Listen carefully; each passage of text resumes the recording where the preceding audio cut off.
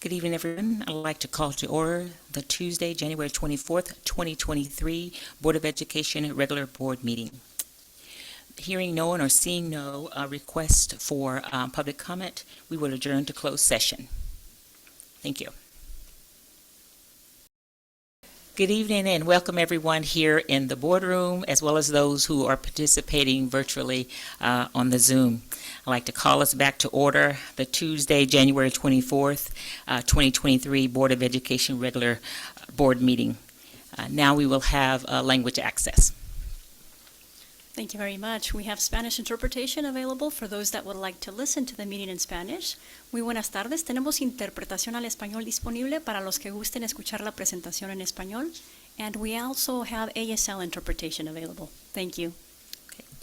Dr. Maldonado, will you please lead us in the Pledge of Allegiance? Please rise and face the flag. Put your right hand over your heart. Ready? Begin. I pledge allegiance to the flag of the United States of America and to the republic for which it stands, one nation, under God, indivisible, with liberty and justice for all. Thank you. We'll be reporting out action that was taken in closed session. In closed session, the board took action to approve the January 17th, 2023 final settlement agreement and general release between parents and district and student versus Santa Barbara Unified District Special Education Due Process Case number 2022120367, pursuant to which the district has agreed to fund and provide educational services to the student, and the student's parents have agreed to release claims against the district in exchange for the educational services as specified in the agreement. It was approved 4-0. We have 4-0 because Ms. Alvarez is absent tonight. Thank you. Next, we'll have the student report. I believe Ms. Suresh is participating by Zoom. Hello, can everyone hear me okay? Yes, thank you. Okay, perfect. Good evening, everyone. I just am really excited to report that last week we were able to meet with our Superintendent Student Advisory Council to begin the process of pushing out our IUE campaign, which is really going to be focused on building relationships and making sure that we're all involved in this movement towards promoting love and acceptance and inclusivity and eliminating hate on our school campuses. So that's really something that we're all looking forward to creating, and we were able to use the resources of DP News. So thank you so much to Mr. Dent and all of the DP News students who helped us throughout that process. And I think it's going to be a really exciting project for everyone to see. And that's the work that we've been doing on the ground, and we're excited to continue meeting with the council and continue brainstorming ways that we as students can take accountability on each of our campuses and hopefully involve younger students like in elementary and junior high schools to get involved in this campaign as well. So thank you. Thank you, Ms. Suresh. And now we'll go back to the superintendent's report.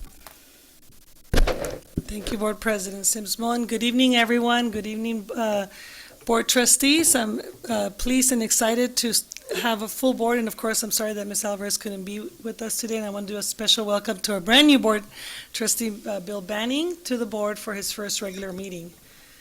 I want to start off with talking a little bit about this weekend. We had 2 mass shootings events in Monterey Park. A day later, another mass shooting happened in Half Moon Bay. I'd like for everyone to join me in a moment of silence for the victims and their loved ones. So we'll just take about 30 seconds.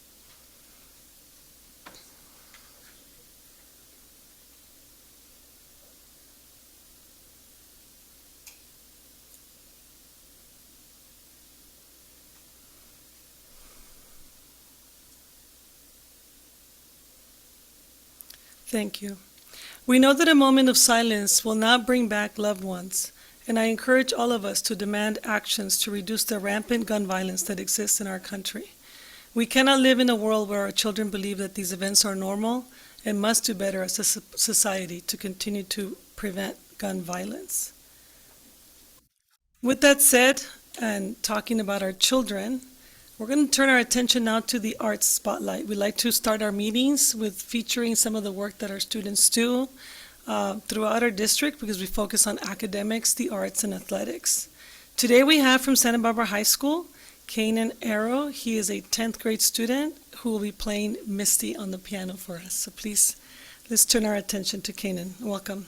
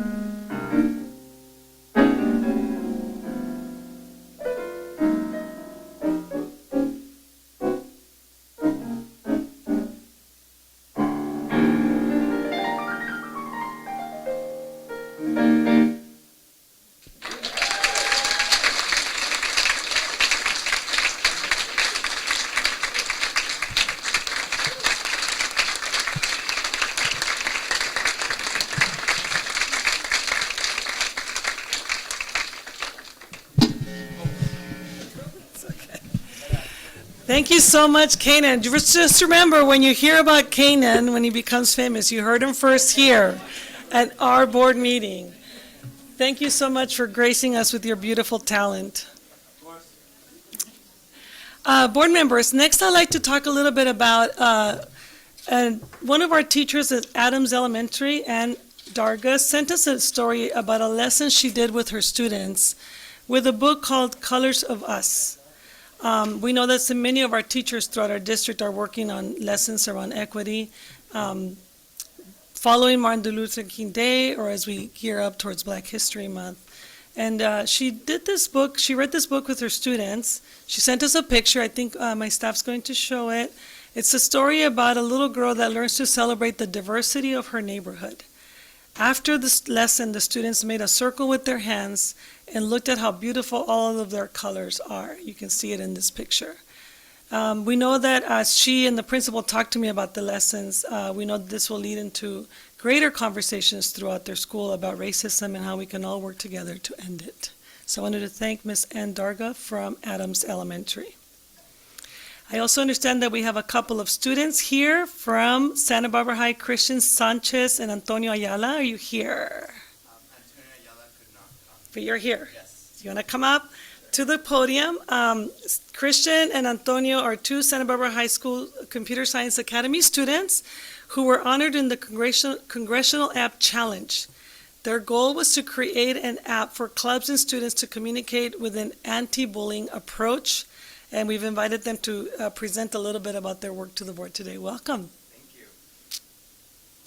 Just push on that. Okay, there? Okay. Hi everyone, my name is Christian Sanchez and I am one of the creators of One Connected. I think we have slides to show.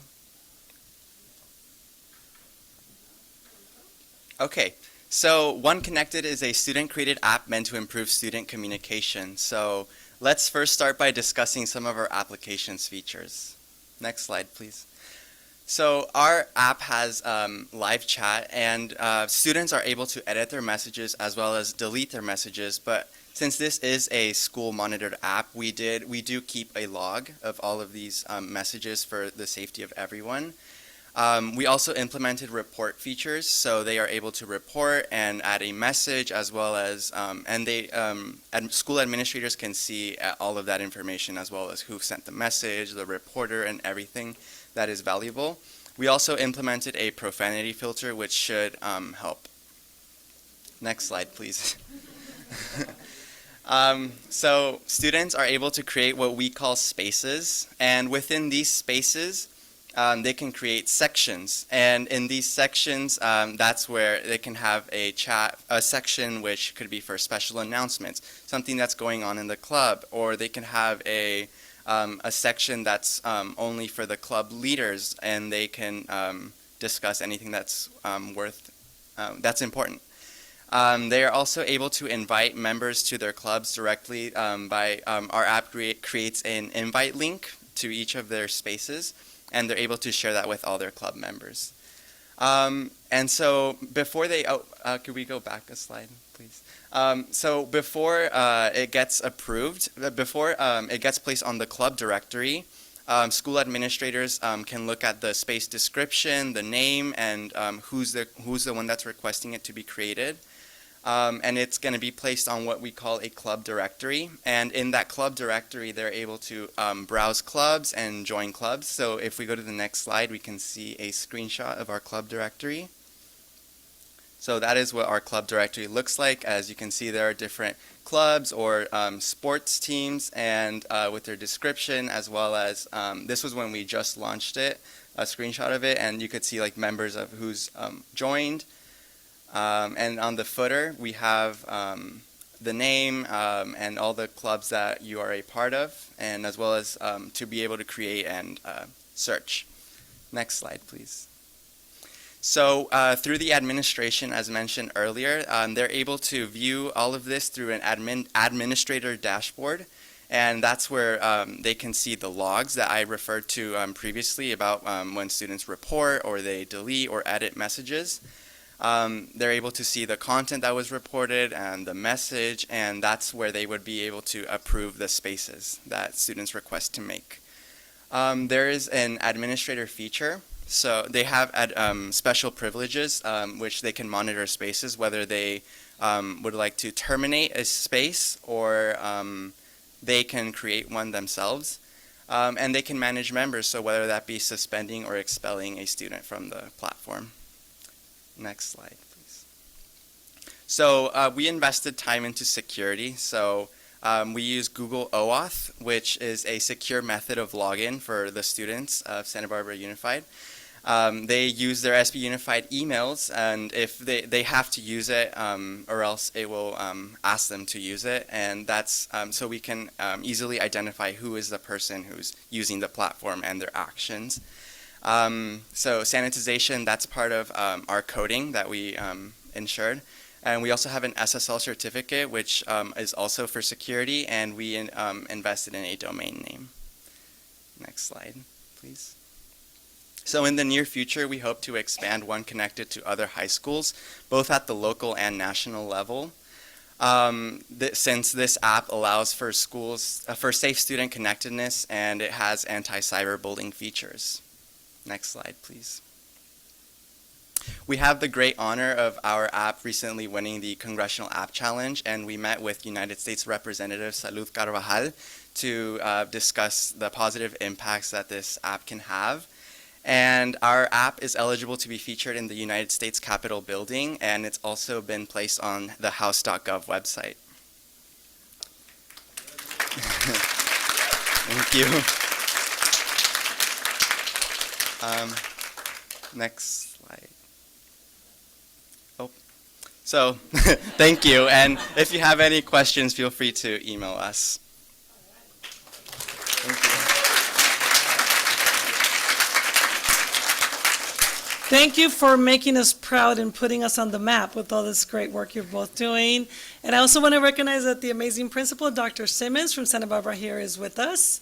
So we want to thank her and the team for their support of the Computer Science Academy at Santa Barbara High.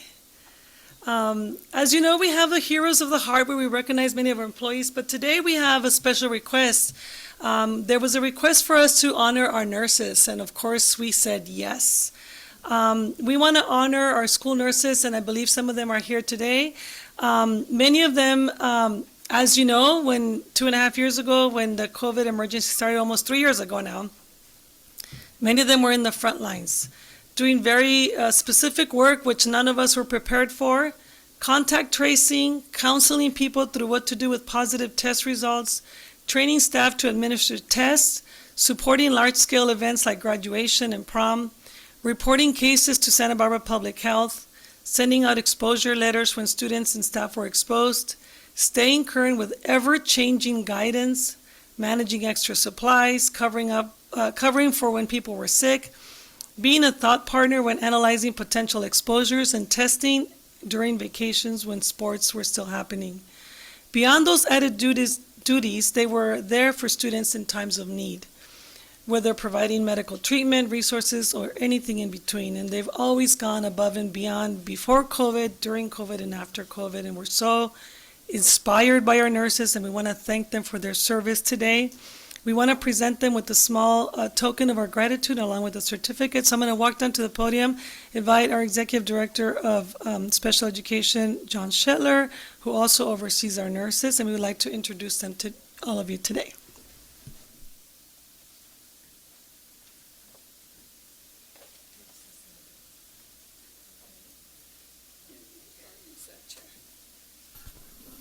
All right, so if I call your name, you'll come up, and we're going to set ourselves this way maybe so we can properly show you.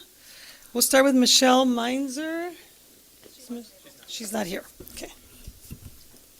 And I know some of them could not make it. So Liz Christian.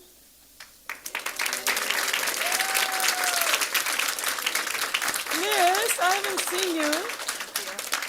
I think this is the second or third time I've seen Liz in person, but yet she and I had regular meetings. Thank you so much. Liz is also our lead nurse for Santa Barbara Unified. So thank you so much, Liz. Thank you so much. Lucinda Aguilar. She could not make it. I know we had a few that could not make it. Sorry. Oh, yeah. Santa Barbara Junior High. Yes. Brianna Bonner. Thank you so much. Cindy Chung.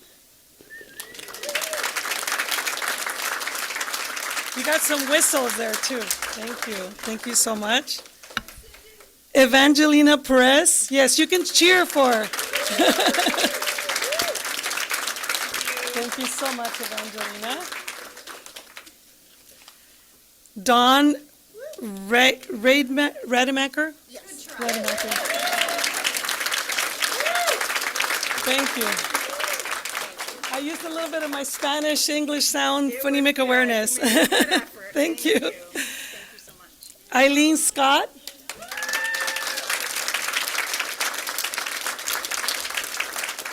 Thank you so much, Eileen. Thank you. Maria Sorosky.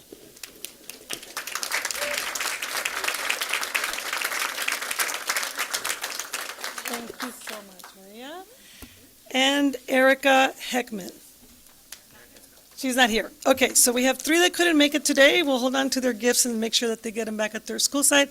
I know that I have Heroes of the Heart, but Bormers, I'm going to pause and see if you want to make any comments before our nurses leave. Board members, we will start. Mr. Banning, we'll start with you and come with. Where would we be without the nurses? I don't know what to say other than thank you, and what a great start for my first board meeting to be recognizing the nurses. I wish I knew you better, but I'm sure I'll get a chance. Thanks so much. So certainly appreciate what you do, and thank you so much for being there for our students and our families. I appreciate, I'm in the medical field as a social worker, and when I used to make visits to all our schools, the first ones that I would meet with many times were the nurses. So thank you so much for what you do. Thank you. Yeah, I just wanted to say thank you. I mean, thinking back at the last 2 years, it feels like a decade, and much of it was led through your leadership. Those were really uncertain times, and reflecting on that now, we would not have been able to get through it without you, and I share the sentiment. It is such a great honor to be recognizing our nurses, so thank you so much. Thank you. When you say nurse, I actually lived with one for about 40 years. So my mom was a nurse, so I appreciate and understand what you do and how important the work is that you do and the dedication that you show day in and day out. And I also want to just thank the nurses. I had an opportunity to go out and sit in the training when you were doing the narco training, so I just appreciated the dedication you do it and how much you welcome me there. And again, thank you for your work and your dedication. Thank you. I echo the sentiments of all my the board trustees, and of course, I feel like with Liz, it's like such late coming recognition because we did do so much great work together, and thank you for getting us all through safely. So we're going to move on to our Heroes of the Heart, which is another way that we recognize so many of our employees and the ways that they go above and beyond. I'm going to ask our team to start that. I actually don't have the presentation in front of me, so I'm going to need your help. We'll go to the next slide. We have Sonora Coronado from Roosevelt Elementary, nominated by Kimberly Taylor. Ms. Coronado is so great with her, oh, I love this picture, with her 5th grade class, and she did an amazing job coordinating everything for the 5th grade trip to CIMI in Catalina this month. So we know that our 5th graders are excited about those camps.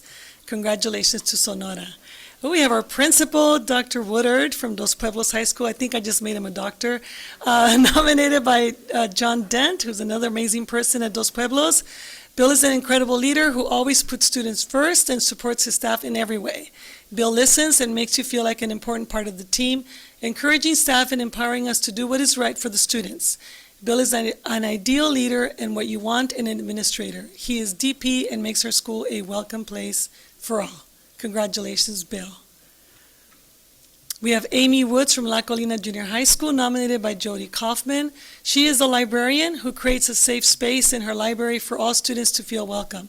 Students seek her out for her help, and she never turns them away. She even was the first one on site when a student, knowing that Mrs. Woods is at La Colina, I just heard that sentence wrong. I'm going to start again.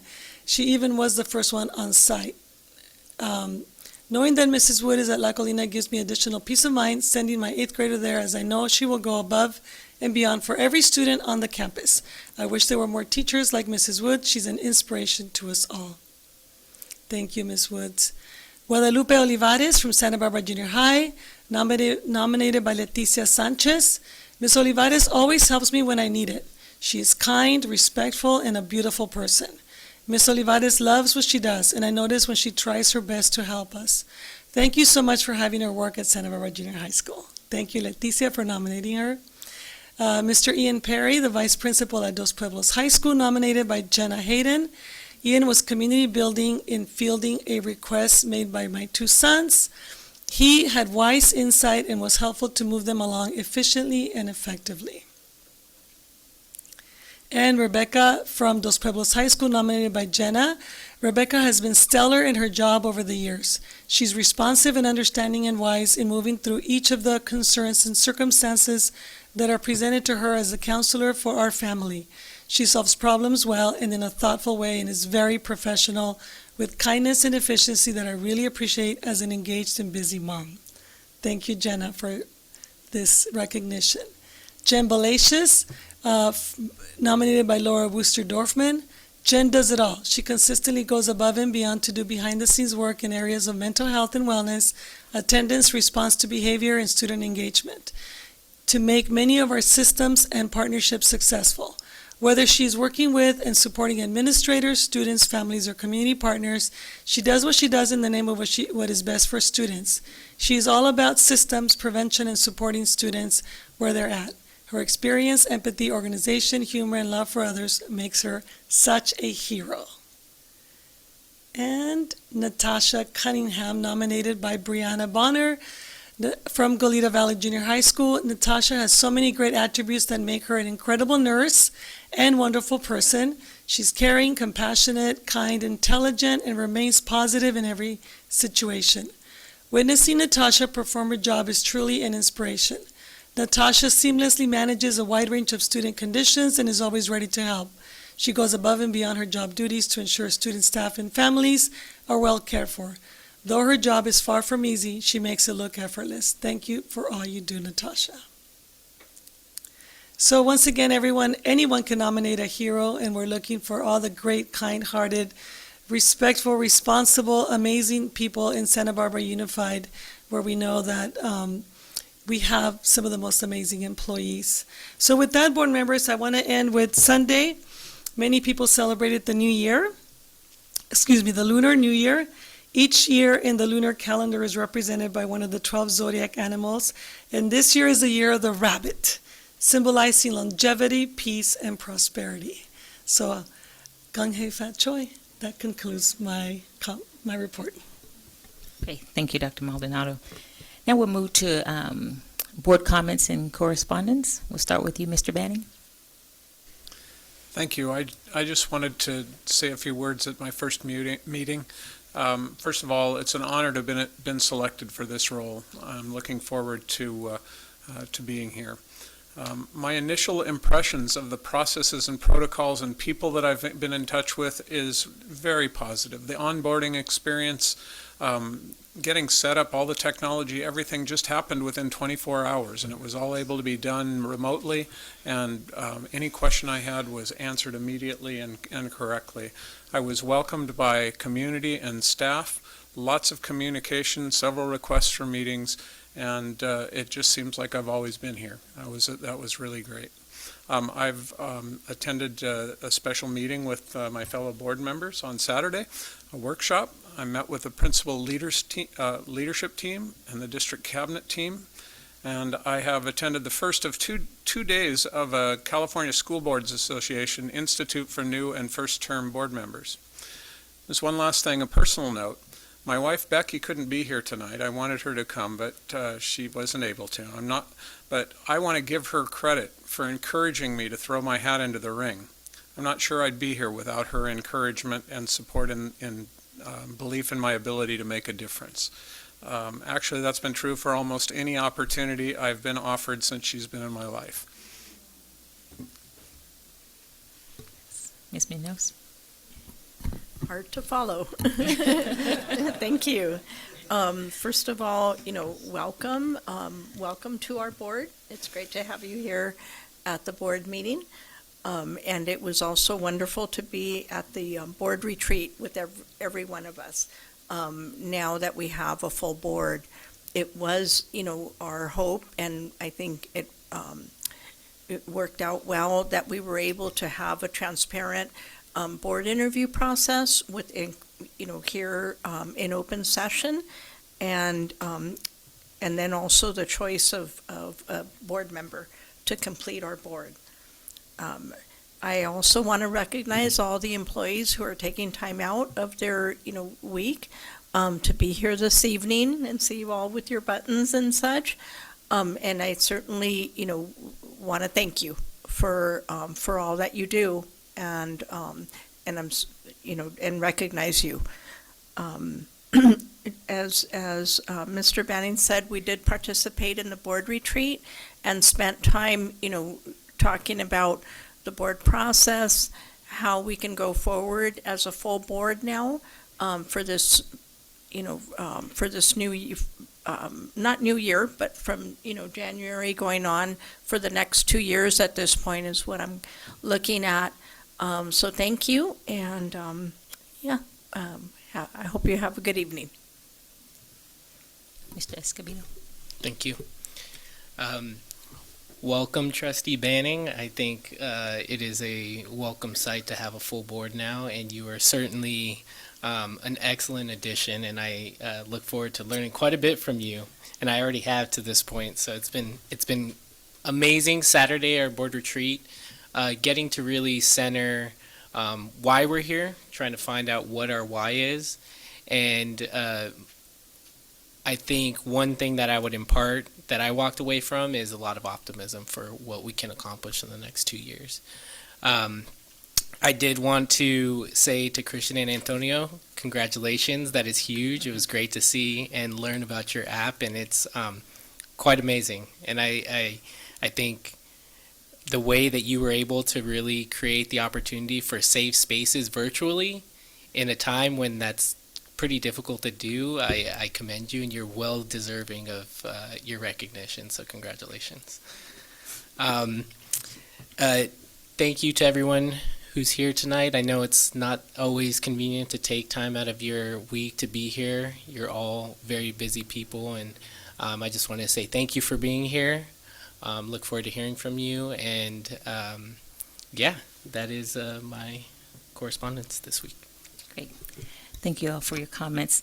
Yes, I first want to start out saying thank you and welcome for those who are here. Looking forward to hearing from you. We see the signs, and again, your time, taking time out of your day to come and speak to the board. I also want to start that I attended the open house at La Colina. I'm not sure I'm directionally challenged, not usually, but when you say La Colina, I automatically go to Goleta Valley. I don't know what that's about, but I made it to La Colina anyway, and there was a wonderful jazz band that was playing out there. It was great music. These 7th and 8th graders are playing this awesome jazz music. I think something called the Pink Flamingo. I think that's what's going on. But it was wonderful, and they were doing jazz solos. So I just appreciated that and their commitment to that. It was awesome. It was very energetic. We had some 6th graders who were ready to look at coming to junior high, and there were some nervous parents like they're coming to junior high. And so just appreciated the energy there and the presentation, from the principal and vice principal, just very welcoming and giving directions and what you need to do to make sure it's a successful transfer. So I just appreciated the process and the energy that was there. I also want to just appreciate the music that we walk into to come into music, how soothing that is, how wonderfully talented Mr. Kane was. So just appreciated that, and hopefully we can incorporate that as we come into music. We're just kind of, taking a breath before we start the evening. I appreciate also the heroes of the heart. Thank you, each of you that do what you do, that make this district run smoothly and sometimes under the radar. So thank you so much that we're now elevating those who are making this a great district to be a part of. I also like Sanchez, right? I just want to make Christian. I was trying to put your name first. Okay, so Christian Sanchez, and Tommy, what's your partner's name? Antonio. So thank you. Congratulations on the work that you were doing. I saw that in the newspaper, and certainly putting it in the House, Government House. So, later taking a trip to D.C., so I'll maybe have to look for that app there and see what's going on. And I appreciate it in the fact that, people are feeling so isolated and looking at different ways to figure out how they can stay connected. So I really appreciate that and looking forward to its continued success. And I think that is it, other than I just appreciate it also. Welcome, Mr. Banning. We had a wonderful retreat that really focused on the board, who we are, board relations, making us strong, and we had little moves going on there too. You got to be able to move now, in terms of those pieces, keeping it fun. We did a little Mary J. Blige just to be in open transparency. So, fine. Ooh, so just saying, we just got to be able to do that. And I think the more that we're connected and doing certain things, we don't lose our humanity, who we are and who we are as humans, and we can get connected even in the most difficult of times. So I appreciated that time. Welcome to the board, and just appreciate everything. So that concludes my comments as well. Okay, so next we'll move to the D9 public comments. Mr. Escobedo, you will be leading that charge. Yes. There's a couple more coming.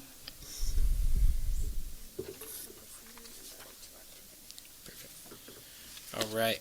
So we have 8 public commenters in person today. I'm going to name the first few. You'll each have 3 minutes. We have the first one is Laura Rhodes, followed by Kate Lambert, which will be followed by Deborah Reed. So Laura Rhodes. And if I mispronounce your name, please correct me. Apologies. Hi, you pronounced my name correctly. All I'm right. Laura Rhodes, and I'm a mom of 3 kids in the Roosevelt district and a member of TechWise, and during the day I work for a tech company building software. I first want to thank the board and anyone else who made quick, wise decisions at the end of last year and drastically reduced the use of iPads for our youngest kids. Thank you. But of course, there's more work to be done, and some important areas of improvement include removing access to YouTube from all district devices. The app itself has been removed, but access via web browsers has not, and so our kids still have access to X-rated and violent content on their school-provided devices. Number 2, the self-service hub on district iPads allows our kids to download upwards of 400 apps. I reviewed the list the other day and I was blown away by how many were on there. Many of these are just purely entertainment apps, and if the purpose of these devices is educational, we should not be allowing kids to have access to hundreds of apps that provide no educational benefits. The school district needs to have a research-based framework that is used in making decisions about what our kids have access to and what they don't actually need. We cannot continue to have a laissez-faire approach to what we give our kids. The district puts a lot of time and effort into deciding upon the appropriate curriculum for our kids, and the same should be done for their tech access. Number 3 is more control and transparency. Parents are not able to see how much time their kids are spending on the school-provided devices or where they're spending their time. They have extremely limited and inadequate control via Jamf. If parents decide to give their kids iPhones, they have extremely powerful tools to lock those devices down, and we need similar tools for the school-provided tablets to ensure that the devices are used in an appropriate manner at home. We have to remember that we're handing them these devices that have proven to be addictive. We should not take that decision lightly and without adequate precautions. And that leads to more training and education for students and parents around the dangers of the unfettered access to these devices. So many parents are unaware of the harm that these addictive devices can do. They don't know that their kid is more prone to anxiety, depression, hopelessness, obesity, addiction because of these devices, and that's all been proven time and again. The school district has a duty to 30 educate seconds. parents if they're going to provide these devices to our students. In closing, I ask that you continue to be diligent in this area. You've already made a big difference in the day-to-day of our younger kids, so don't stop there. Please take additional steps kids need to thrive in a digital world. Thank you. Thank you. Kate Lambert, and just a friendly reminder, I'll give you a 30-second warning. I appreciate it. Welcome. Kate, special ed, physics co-teacher. My point of coming today was to let you know why we need support language in our contract, not just for all teachers, but specifically to support special ed. I have 2 jobs. I do it in the same time frame that all the other teachers are given. I'm a case manager and a teacher. I have class loads, I go to multiple classrooms, and I work with, my caseload is specifically 25 right now. I just graduated some seniors early in the year. What do? I support students. I observe students. I go and report on students.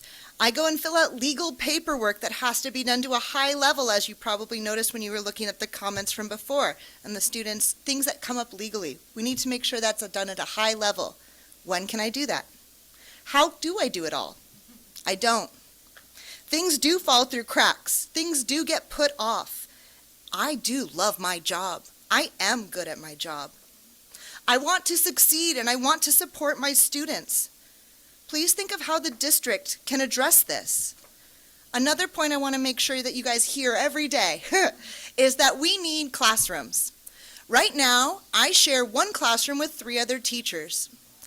That means that I don't really get to create a safe space, offer supplies, have students know where to find me throughout the day. And I'm talking about emotional disturbance students, students with autism that are learning their schedules. How do they find me? I want to provide tech, chargers. When their iPad's dead, I want to charge it so they don't get in trouble in the next class, and I want to give them a laptop in the meantime. I need a room to do that in. I can't carry it with me. We don't have enough space, and we need to figure out how to fix it. Confidentiality is also important in special ed. I have no space to be confidential with the student. I share an office with 12 other people. We can all have a confidential meeting in there at the same time. It's not confidential. One common special ed accommodation is testing in a quiet environment. What quiet environment did we provide them? I scrounged for rooms. We turned a closet into an office for testing. This is not holding ourselves to a really high level and saying, yeah, I've dealt with that before, or that's how it's been for a while, 30 is not seconds. acceptable. You need to try to support us to do better. That's what we want to do. Please help us fulfill our legal duty. Help us truly support our community and our kids. Please read the FCMAT, or FCMAT. It's a report from 2009 on special ed that you guys have. If you haven't read it yet, please read it. It has recommendations. Please help us, and don't let acceptable be enough.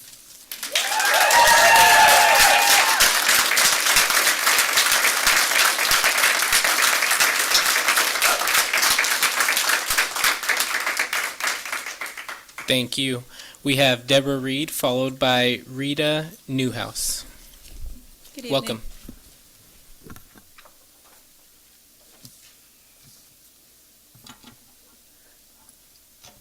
Good evening. My name is Deborah Reed.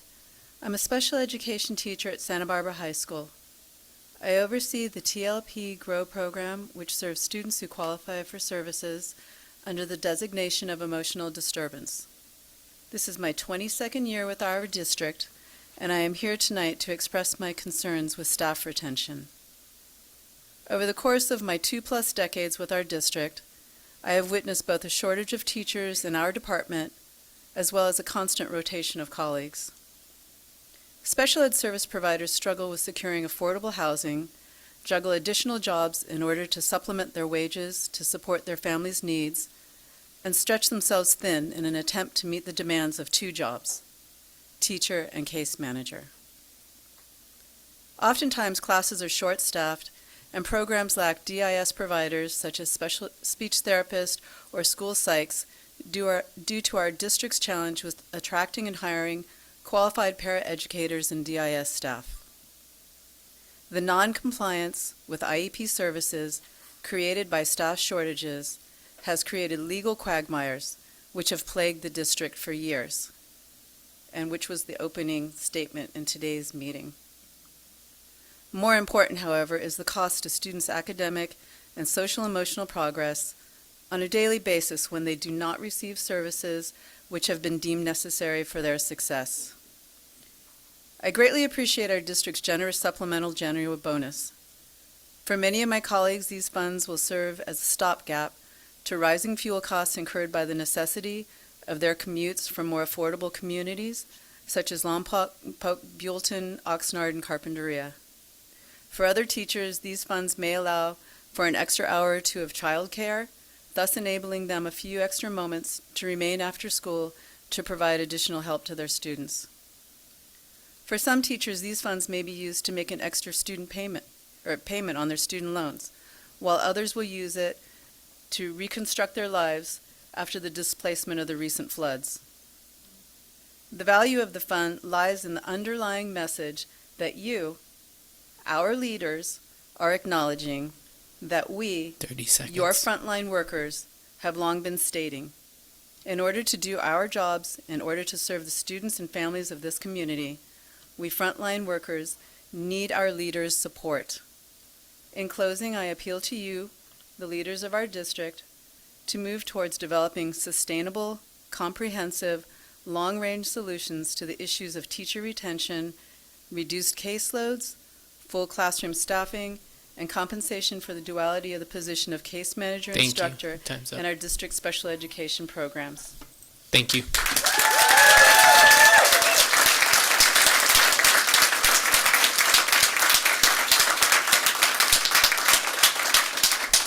We have Rita Newhouse, followed by James Lippert. Lippert, thank you. Hi, I'm Rita Newhouse Sagletti, here from Santa Barbara High School. I've been a teacher in the district for 22 years. I've even started out as a paraeducator back in the previous century. My SPED colleagues and I have 2 full-time jobs and not enough time to serve our students. Special ed needs more space and compensated time to do our jobs.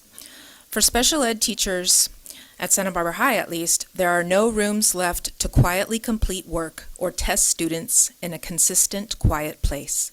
IEP students do not have a consistent place to find their case manager when in need. It's a logistical nightmare. Last year, when SBTA began bargaining, the union presented contract language to greatly improve the working conditions of our special ed staff. While some language was adjusted, there was no movement from the district leadership to improve the conditions that create a working environment that demands our teachers and staff to work above and beyond reasonable work hours. A few solutions. For space issues, implement a student enrollment cap. Number 2, provide more paid days for SPED to case manage in the contract language. Number 3, hire and train a retired teacher to come on campus and do a lot of the academic testing, or have that teacher sub a special ed class. 4, dedicate district tech people to special ed. Actual names of people we could email and that could be trained to understand our specific tech needs. 5, for secondary, access to all students in areas with access similar to counselors, minus the ability to change and update schedules. And 6, incentivize quality paraeducators to become SPED teachers. That's how I got here. Bottom line, special ed teachers need the support of our district leaders in the areas of more paid time and secure, consistent space for the retention of teachers and the betterment of our students. We are asking them to move towards developing sustainable, comprehensive, long-range solutions to the issues of teacher retention, 30 seconds. reduced caseloads, full classroom staffing, and compensation for the duality of the position of case manager teacher in SB Unified's special education programs. Thank you. Thank you.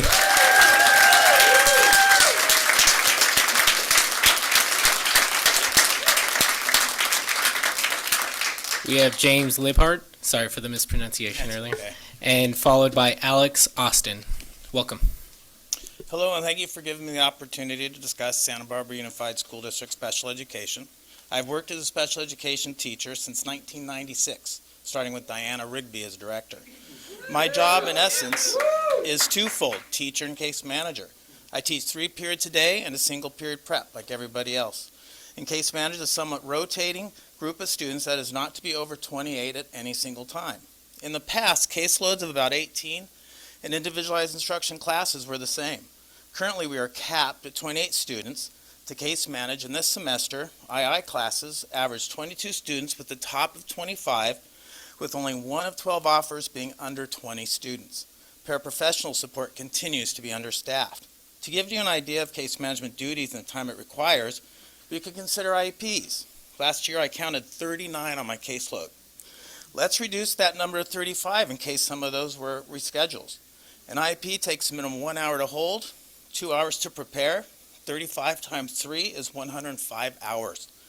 105 hours just to do IEPs. This does not count the transition IEPs, which were 9 for me. And transition IEPs are an example of failings in this district regarding support. The idea for these meetings is a positive one. Students coming from junior high to high school have an IEP meeting to aid in successful change. Smart. But despite being short-staffed and placing increased requests on case managers, this new job was directed to be done, period. We can plainly see the need in test scores and attendance to support special education students better. Providing case managers and teachers the ability to do so is important. But consider this district. a district that goes above the state mandated 3% in reserves to 19%, but follows to the letter the maximum caseload numbers allowed, 28, and does so on a fluid basis. Student movement has produced a total number of managed students to up to 34 during a school year for a single special education teacher. Also consider the addition of 9 transition IP meetings to my to-do list this past year. Nothing was done by Santa Barbara Unified other than to direct us to completing the task, and again, letting staff know the burden was understood. Luckily, like Diana Rigby at Carpinteria, who provided a hiring bonus at the beginning of the school year to procure paraeducational staff rather than pay more 30 for an seconds. outside agency to provide bodies months in the school year, Dr. Glazer provided 26 paid hours to participate in the transition meeting on our prep after school and come in during the summer to case manage. I did use that forward-thinking opportunity to review schedules, contact parents, ensure updated IEPs or areas, etc. I felt valued and appreciated.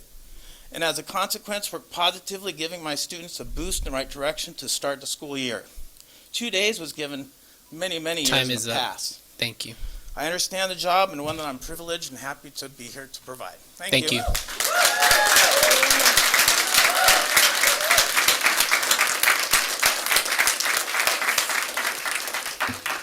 We have Alex Austin, followed by Joyce Adrianson. Welcome. Hello, members of the board. Thank you for having us and letting us speak here. I'd like to start with just a basic question that I hear a lot from many paraeducators across the district. Does the district understand the difficulty of my position? This is something that is said often at my site, Santa Barbara High School, as well as many others across this district.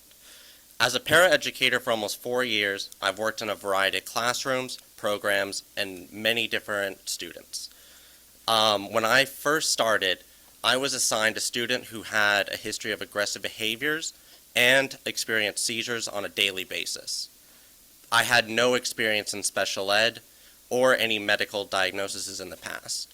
This was my first job in education, and yet, due to a shortage of paraeducators, they put me with this student, and I had to learn on the go. I received no training from the district, but I was fortunate to have a teacher and co-workers who supported me and educated me on how to work with this student. So, this raises an obvious question.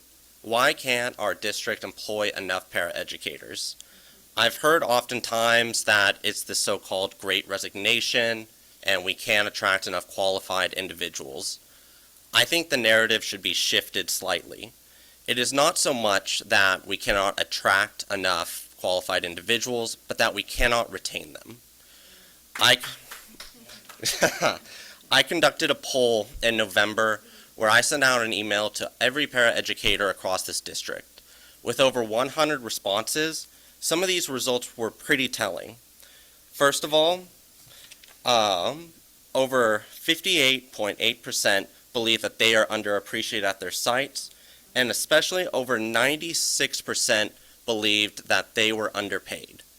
With a starting wage of $17.80 for a paraeducator 1, that is less than the salary many can receive at a fast food restaurant or Target.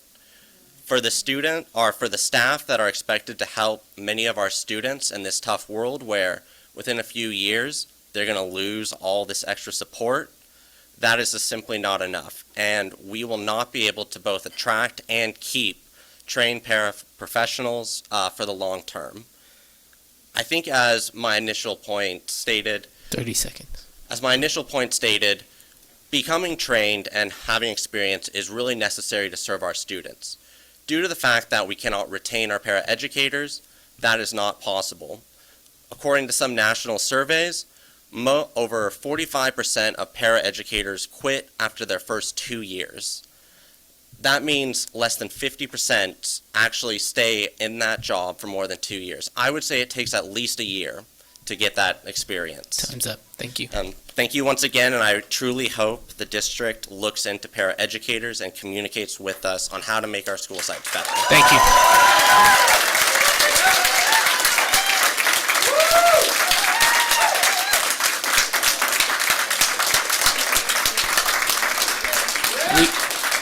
We have Joyce Adrianson, followed by Moni DeWitt, and our last public commenter will be Victor Carmona. Good evening and welcome, Mr. Banning, our newest board member. I am Joyce Adrianson. I am the president of the Santa Barbara Teachers Association. And as you can all see, and as you have heard, there are many teachers here tonight in support of our special education teachers and students and paraeducators. I truly believe that our special education teachers, and I get emotional every time I say this, are really some of the best people I know. They're very hardworking people. I've often said, like they have tonight, that they have two jobs in one. They not only teach some of our most vulnerable students, but they also manage their caseloads. I co-taught for 6 years of my 23 years at Santa Barbara High School, 5 of those with the same excellent special education teacher, David Mendoza. I witnessed firsthand how hard David worked, not only to co-teach classes with me, but to serve and support the students in his individual instruction classes and on his caseload. I watched as he tested students and prepared for IEPs, while at the same time helping me to modify and adjust lessons, teach lessons, and to meet the needs of all our students in our math classes. And I'm certain that other gen ed teachers feel the same way about the co-teachers they have worked with. I've watched as dedicated, hardworking special educators have left our school district to go somewhere where they were offered better working conditions and more respect.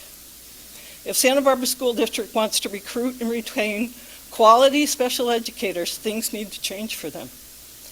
Lower caseloads would be a good start, but also stipends should be paid to those special ed teachers who possess extra certificates, such as the Autism Added Certificate. Bilingual psychologists, speech-language pathologists, and special education teachers who are able to test our students in Spanish should receive the highest bilingual stipend rather than the lowest, as this service should be able to help us keep from over-identifying Spanish speakers in special education. Special education teachers need more time, as they have said tonight. 30 seconds. For instance, offering 2 prep periods a day or even 1 or 2 extra prep periods a week in order to do their case management. Perhaps this could be accomplished by hiring a dedicated floater to fill these spaces. In addition, these educators need their dedicated workspaces, as Rita Zigletti said. This year, many of them were removed from their dedicated classrooms, and they need spaces to do their jobs well. Do we want quality special educators or a revolving door of them? Time is up. It's up to you. I believe it's time to make changes for these teachers. Thank you. All who support them. Thank you. And I firmly believe, as my button says, I firmly believe that supporting educators is supporting students. Thank you. We have Moni DeWitt, followed by Victor Carmona.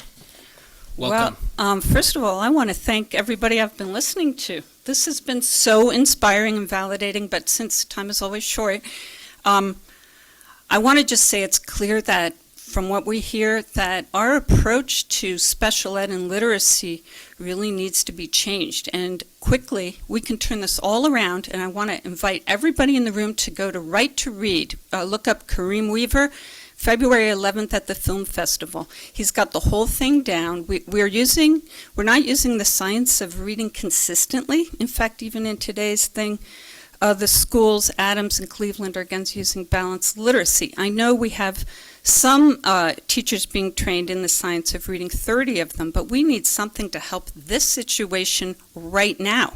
And if we need to do more, but anyway, universal testing, it will reduce that, and intensive interventions, it'll reduce the amount of people in special ed by 70%. And that will say people in special ed require 4 times more resources, so that will save our district a lot of money. Secondly, just in this board meeting agenda, our attorney fees for special ed went up. up by $200,000. I think that whole thing about attorneys and how these things get settled behind closed doors, like today's meeting, I think it's unethical, because I can tell you from the work I've done and even from my own experience that generally the people with means hire the attorneys and their needs get met, and they're stressed out, their families are stressed out. The people who have no means, which is a huge percentage, they don't get to fight for their rights, and they just are counting on you, and what they're getting isn't making it. I hate to say it that way, but it really isn't.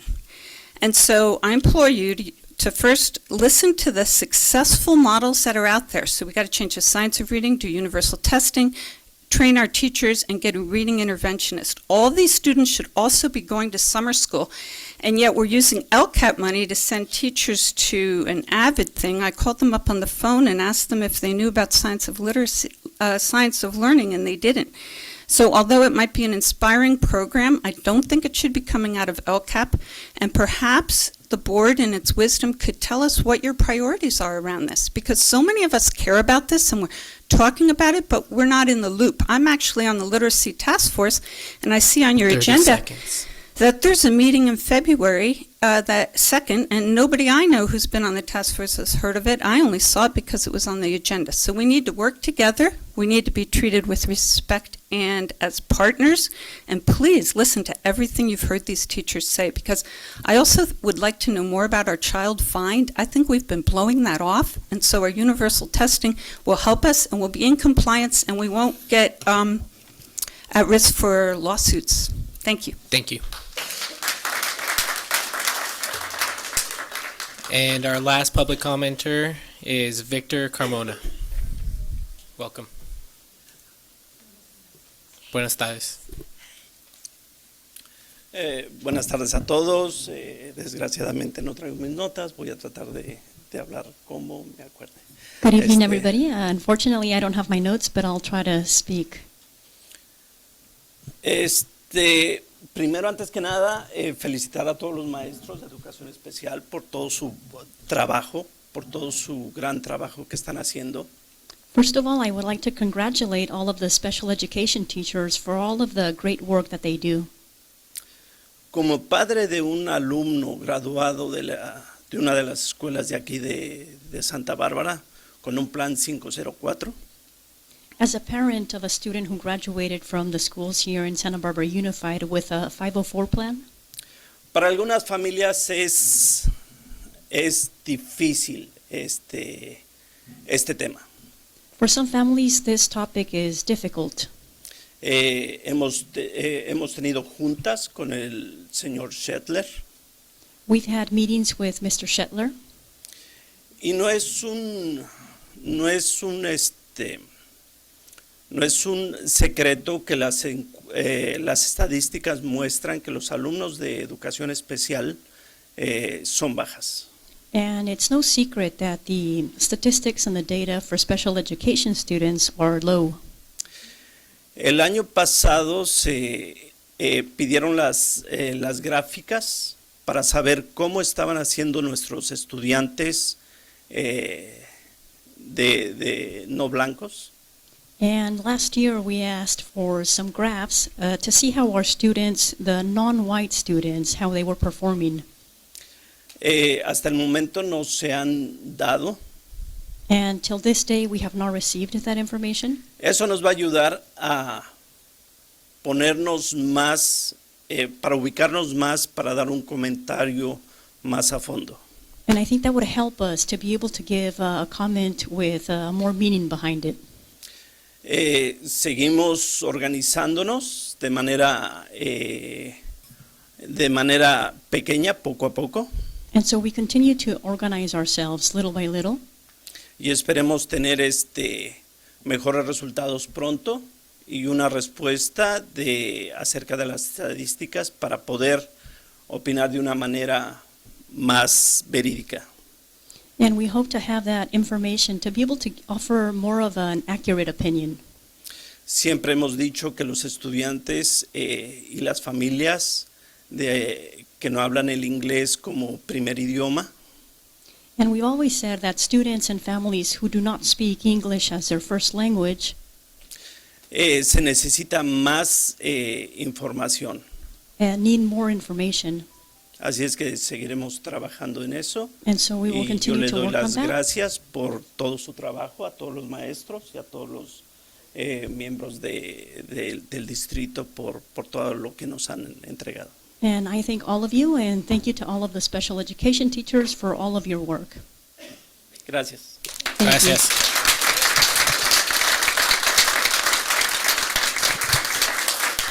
And that concludes public comment for items that are not on today's agenda. Okay, thank you, Mr. Escobedo. And thank you, everyone, for your comments.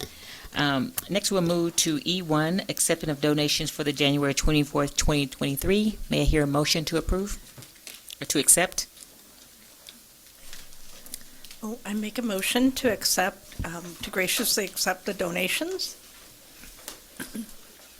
I'll second that motion. Okay, it's been motion and second. All in favor, please say aye. Aye. Aye. Aye. Okay, motion passes. Thank you with gratitude. Board members, we will move to the consent agenda. Are there any items you would like to pull from the consent agenda this evening? Yes. Hold on, Miss, you want to make a comment? Did you want to pull anything? No, okay, so. I just want to point out that consent agenda item number 11, line-wise, security content filter will address some of what we heard today with regards to the security features that we need to have for some of our student technology. I believe I sent that to the board members in a note, but I just wanted to call that out for item 11. Thank you. Thank you, Dr. Maldonado. Hearing no request to pull from the consent agenda, may I have a motion to approve agenda as stated? So moved. Mito? I'll second that motion. Thank you. Has been motion and second. All in favor, please say aye. Aye. Aye. Aye. Motion passes. Thank you. We will now move to item G, the public hearing. Mr. Becchio, I understand that it looks like it's going to be the JB show here through the rest of the day, rest of the evening. The JB show. Well, good evening, Board President Sims Moten, board members. Mr. Banning, welcome to the board. Congratulations. Superintendent Maldonado. As you may recall from our last meeting, we will be entering into negotiations with our labor partners. We do have a 3-year contract in place. That contract expires in 2024. So these are our contract negotiations, and what we're proposing is the reopeners. The units and the district have the opportunity to open articles within that contract, and then we negotiate the proposals that are brought forth by each party. Prior to entering into negotiations, we quote sunshine the articles that we intend to negotiate. And so what is coming before you tonight is the sunshine proposals, a second reading of the sunshine proposals, second opportunity for the public to make comment, and for the board to see these items and ask questions. And then later tonight, these will also be on the action agenda for the board to consider for approval. So with that, I'd like to open it up to the board or any public comment that there may be on this second reading. This is the proposal, sunshine proposal, that Santa Barbara Teachers Association has submitted for our contract negotiations this year. Are there any requests to speak on this item, Chief? We do not. Okay. Hearing no additional questions, any board members, you have any comments? No? Okay. Okay. Next to- And then to move on to the next item on public hearing, this is the Santa Barbara Unified School District's sunshine proposal of what we intend to open for negotiations. It's Article 8, Evaluation Procedures. Any requests to speak? No requests. No. Okay, board members, any questions? All right, thank you. And just a reminder, as I have Ken Rivas sitting here next to me, we will be bringing forward CSEA's proposals in the near future. Okay. Thank you, Dr. Becchio. So next, we're moving to our action agenda. Starting with H1, are there any requests to speak on H1? Yes, we have one virtual public speaker, Akil Hill.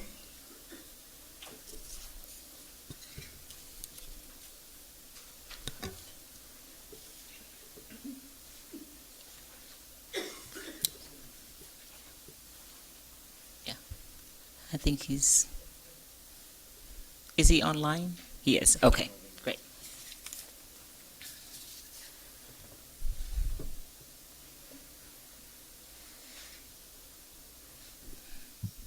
Oh, can you hear me? Yes, thank you. Thanks for having me. My name's Akil Hill. I'm with Santa Barbara City College, co-founder of the Black Faculty and Staff Association. Just wanted to highlight in regards to something that's special and dear to our hearts here at Santa Barbara City College, forming, building bridges with the Santa Barbara Unified District to center Black students and our experience here. The Black faculty and staff, along with the Mojo program, are hosting for Black History Month. We're rolling out our Black History 365 program, and it will be centering K through 12 along with SBC students. 3 major events that will be guided throughout the year. So we just wanted to say thank you for the partnership with Santa Barbara Unified. Our first event is coming around the corner. We'll be sending out more information when the time approaches, but just wanted to say thank you. Look forward to building community with Santa Barbara Unified. Thank you very much. Thank you. And I don't believe we have any in-person public speaker slips, so that is all of our public comment for this item. Okay. So now we'll be moving to adoption of the resolution 2022-2326, recognizing and honoring February as Black History Month. And so the board would read the resolution into record. I'll begin. Whereas Black History Month is celebrated during the month of February, originated in 1926 when Dr. Carter G. Woodson set aside a special period in February to recognize the heritage and achievements of Black people in the United States. The intention has never been to dictate or limit the exploration of the Black experience, but to bring to the public's attention important developments that merit emphasis. And whereas many Black Americans lived and died in obscurity, never achieving the recognition those individuals deserved, and yet they paved the way for future generations. There are so many stories that have yet to be told about the history of health in Black America. For a better tomorrow, we must elevate the stories of past to inform and help us know from whence we come and understand how past experiences have shaped who we are today. And whereas Black people have had to consistently push the United States to live up to its ideals of freedom, liberty, and justice for all. Excuse me. Systemic oppression has sought to negate much of the dreams of our griots, like Langston Hughes and Zora Neale Hurston, and our freedom fighters, like the Reverend Dr. Martin Luther King Jr., Septima Clark, and Fannie Lou Hamer fought to realize. And whereas community conversations, celebrations, and multicultural and inclusive curricula are enthusiastic and captivating ways to help us understand the challenges, to see the triumphs that inspire us to search beyond the typical and to seek out the extraordinary. And whereas the theme of Black History Month 2023, Black Resistance, celebrates and explores Black inventors, creators, and change agents, and how they've changed the way we live through their contributions from the traffic light to the cell phone. Most people have heard about famous inventions like the light bulb, the cotton gin, the ironing board, but there are countless others. Often overlooked, these creators and their inventions make our daily lives easier. And whereas, according to the Association for the Study of African American Life and History, cultural centers such as libraries including George Cleveland Hall Library, Dart Hall, and social, literary, and cultural clubs such as Jack and Jill Phyllis Wheatley literary societies, fraternal and sororal orders, associations, i.e. Association for the Study of Negro Life and History, National Association of Colored Women, etc., work to support the intellectual development of communities to collect and preserve Black stories, sponsor Black history and literature events, and were active in the quest for civil, social, and human rights. And whereas by resisting, Black people have achieved triumphs, successes, and progress, as seen in the end of chattel slavery, dismantling of Jim and Jane Crow segregation in the South, increased political representation at all levels of government, desegregation of educational institutions, the passage of Civil Rights Act of 1964, the opening of the Smithsonian National Museum of African American History in D.C., and increased and diverse representation of Black experiences in media.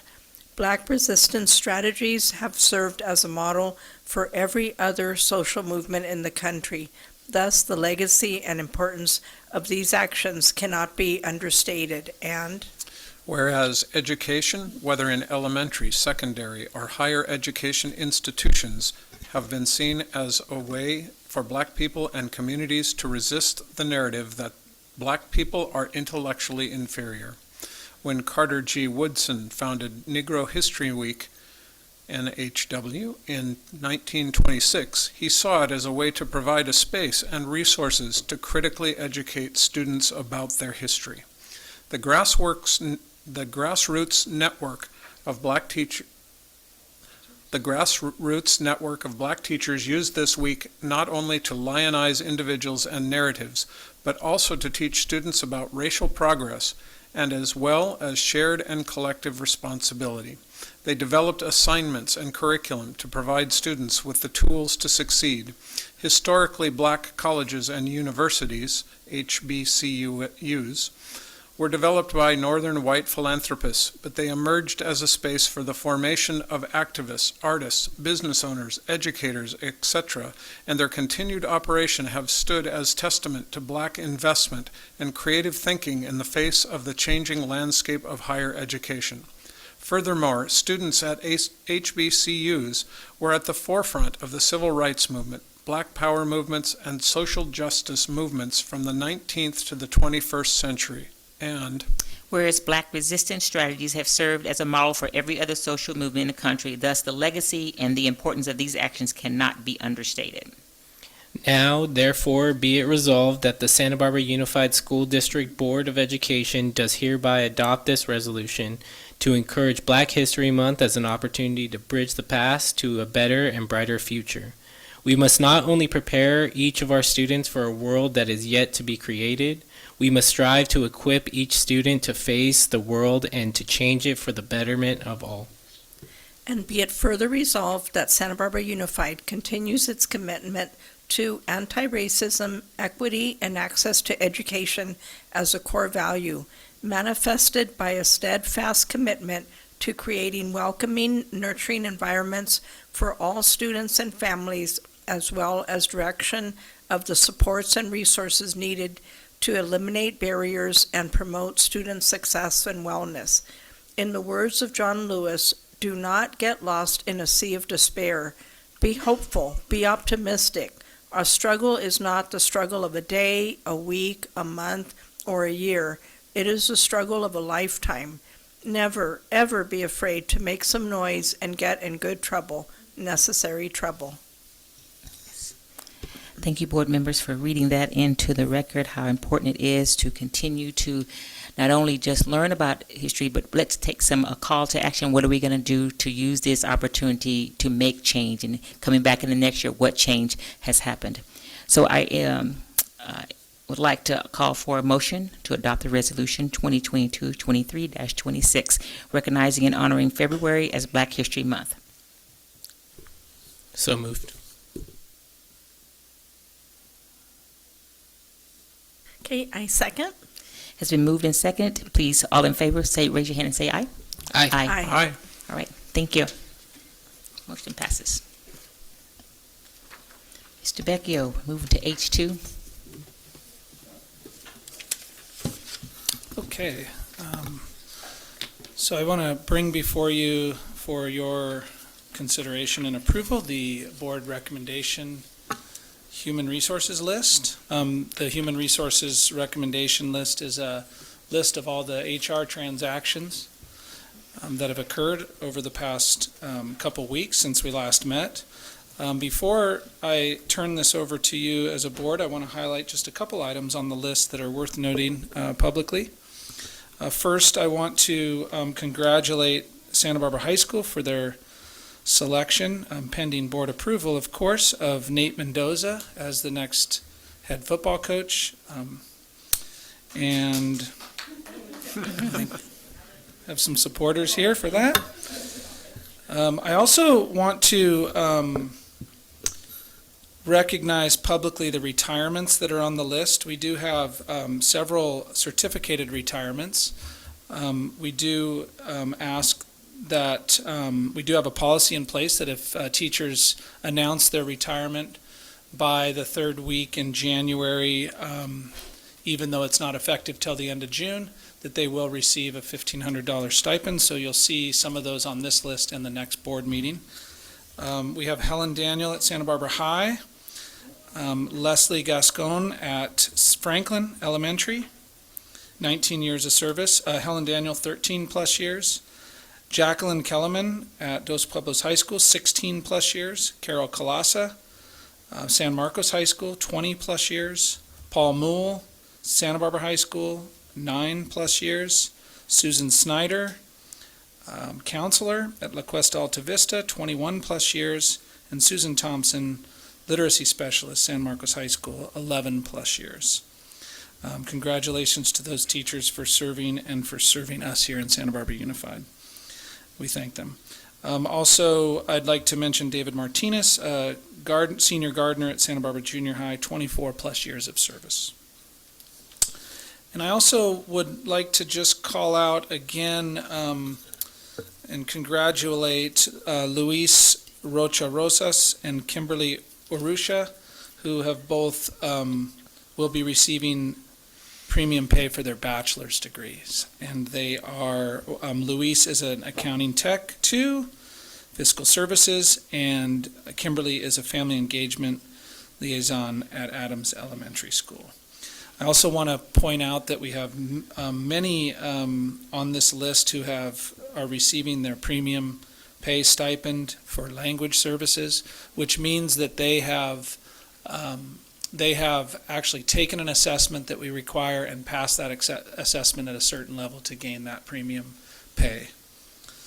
And then finally, I just want to call out that there are 5 additional substitutes on the list. And I believe I was told today, you will see a lot more on the next board recommendation list too. So we look forward to that. With that, I'll turn it over to you, President Sims-Moten. Great, thank you. Good to hear that report. Thank you, Dr. Becchio, for elevating what's going on, the humans behind the work that's here in our workforce. And I was just calculating really quickly, that's about 120 odd years that it's retiring from this district. Is that correct? I'll take your word for it. Yeah, just it's a lot of years. years. It is a lot of years, over 100 years. That says a whole lot. And again, thank you for those have committed their time to the district, as well as now moving to your next journey. We wish you well. Are there any public comments, Mr. Escobedo, on this item? There are not. Okay. Any board questions or comments? Okay. May I hear a motion to approve? I so move. I'll second. Okay, hearing a motion and second. All in favor say aye. Aye. Aye. Okay, motion passes. Thank you, Dr. Becchio. You're next again, I believe. And that would be That's me. you. Yes. Yes. So board members, as employers, as you know, we have a legal duty to bargain in good faith with our employees and to sign off on any collective bargaining agreements that have been reached. With this duty, there are many obligations. And I know that in my time here, I have seen that Dr. Becchio is someone that we really highly respect in his work with our union and is always looking for the win-win solutions to some of the things that we need to do as an employer and as a school district. So I'd like to ask the board's approval to appoint Dr. Becchio as the chief labor negotiator for closed session items and for working with Santa Barbara Teachers Association and the California School Employees Association. Okay, thank you, Dr. Maldonado. Any public comment? No public comment. Okay, any questions from the board? May I have a motion to approve? Motion to approve. Do I hear a second? Second. Okay, motion and second. All in favor, please say aye. Aye. Aye. Okay, motion passes, and congratulations, Dr. Becchio. Thank you for placing your confidence in me. I look forward to the work. Okay, now we'll move to H4. Correct. So H4, this is a reclassification proposal, and of course, each reclassification proposal comes before the board for your final approval. I do want to mention, though, that prior to it being brought to the board, there's a large amount of work and coordination, research, planning, and then finally negotiating. This is a negotiated item, and so these proposals are brought to the bargaining table with our labor partner, and the teams negotiate mostly the terms of the proposal and the job description. So by the time it does reach the board, there's been a large amount of vetting and research and work that has gone on, and then ultimately a tentative agreement with the labor union, and then we bring it forward to you. So this reclassification is largely based on an internal salary schedule audit, and it also was largely based on the fact that our youth outreach workers are now performing home visits, which was not previously in their job description. So you'll notice that addition to their job description. And then the reclassification request is to move them from a 36 range to 40 range on the salary schedule. And I might also mention that it is to include a cell phone stipend because we have realized that there is heavy use of cell phones, particularly when they're doing out in the community doing home visits as well. So with that, I would be happy to answer any questions that you might have about this proposal. Any public comment on this item? We do have one public commenter, Ken Rivas. Don't mind all my stuff. Yeah, we'll just share the podium. Welcome. Hello, Ken Rivas, Chapter 37 President for the California Schools Employees Association. And I'd just like to say that I'm really glad that this program came into place where you have such employees as youth outreach workers. I think it's a very valuable service to our students. So that I think just it's great, and I just hope that you support this this reclassification. So thank you, and I want to thank the district for really, looking into that. This program really needed to exist, and matter of fact, I could say for myself, years ago, I certainly could have used a youth outreach worker because, when you go transition from elementary to junior high and from junior high to high school, there's a lot of things going on within a student's life, and they're just there to really support them and guide them through. Thank you. Thank you. No other public commenters. Okay, thank you. Board members, any comments or questions on this item? Ms. Munoz? I would like to make a comment. First of all, an appreciation of our youth outreach workers, and also I appreciated the the change in salary range to increase, and the wording of the position itself in terms of naming it students at promise versus students at risk. So thank you. I appreciated, the way this was worded, and look forward to more benefits coming to our students as a result of the involvement of the youth outreach workers.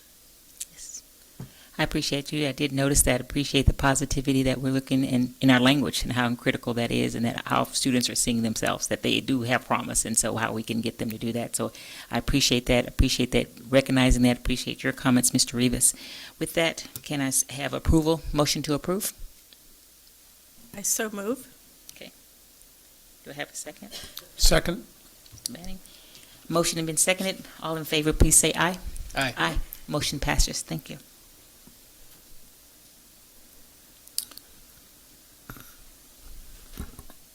Verdeco.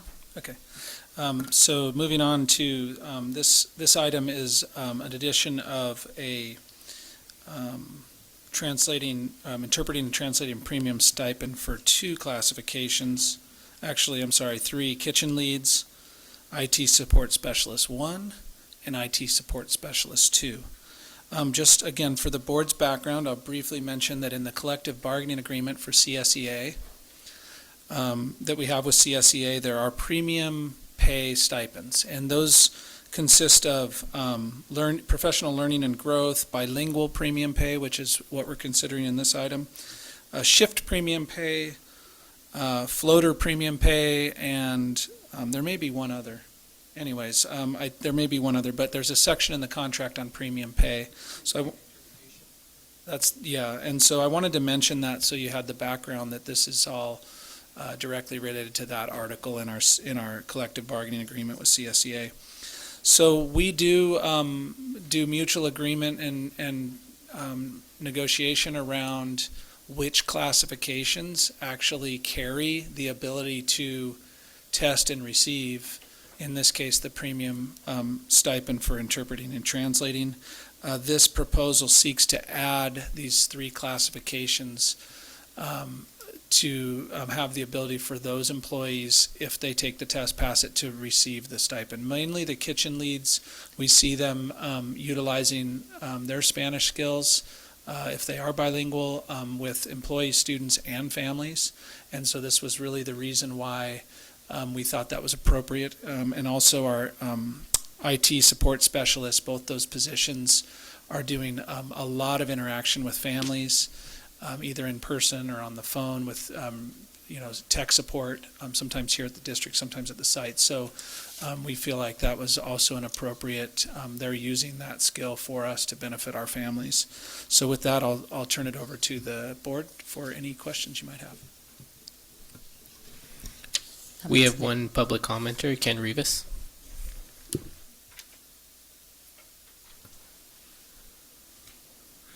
Thank you again.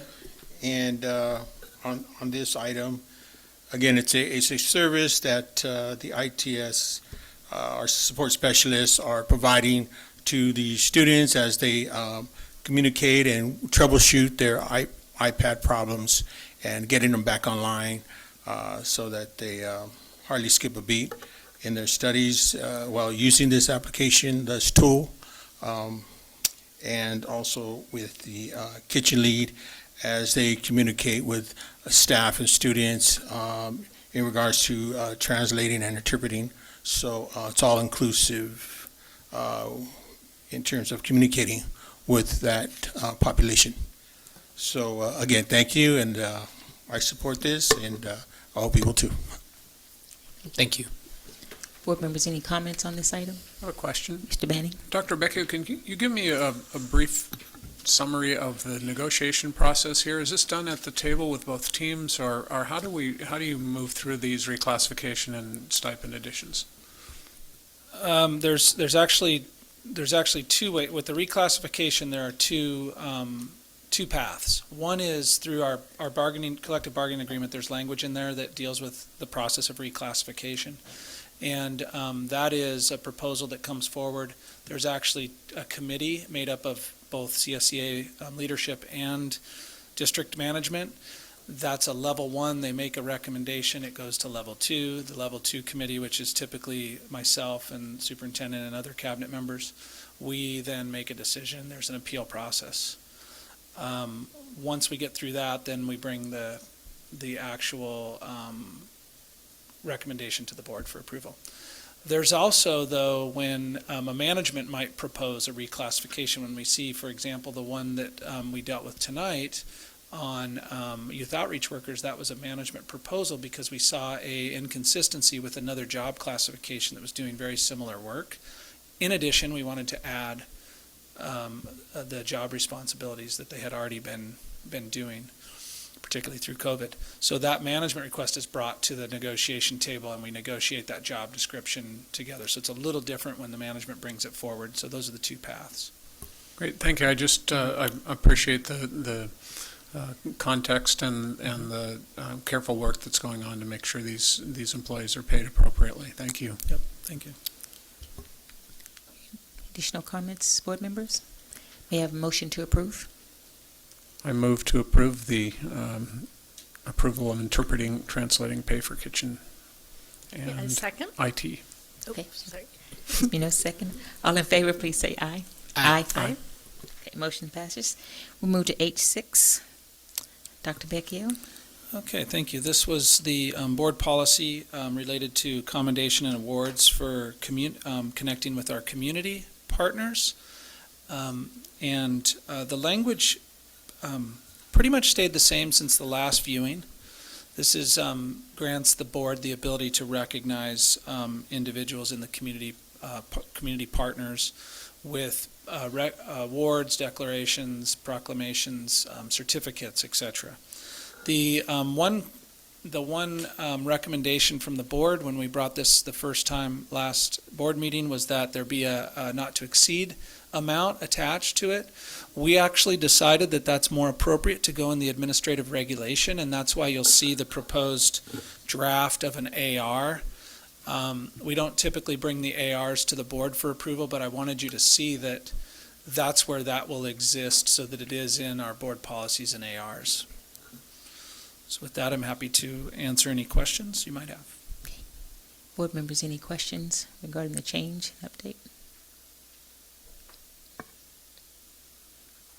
Mr. Banning? I just wanted to clarify, there are two policies here. It looks to me like the $30,000 amount is on number 7 rather than number 6 that we're on. Is that correct?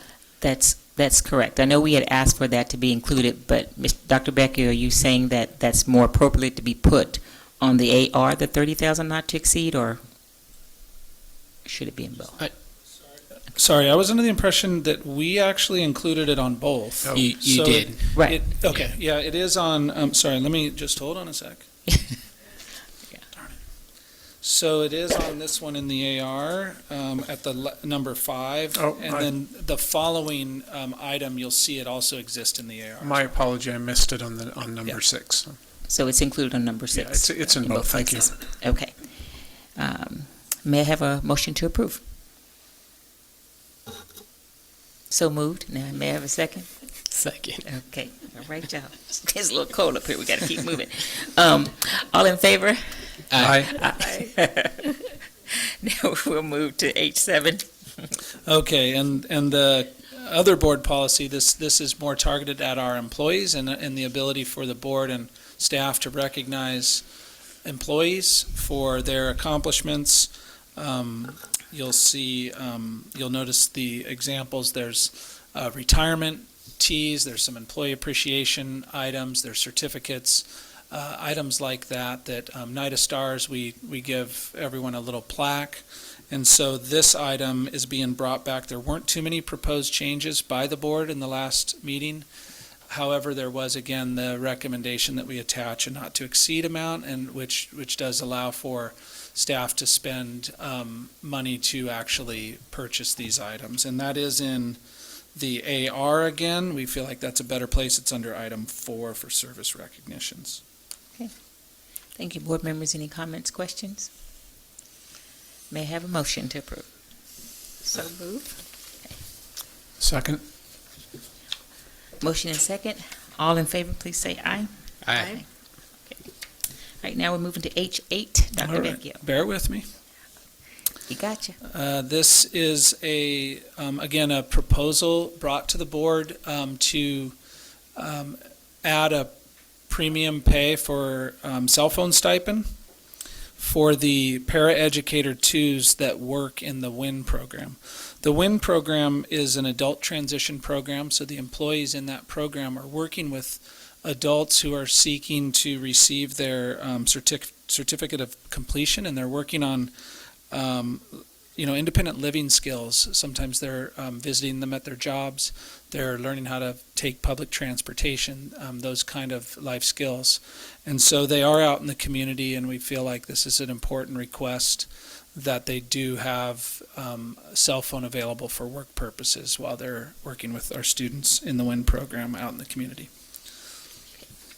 happy to take any questions. Public comment on this item? We do have one public commenter, Ken Rivas.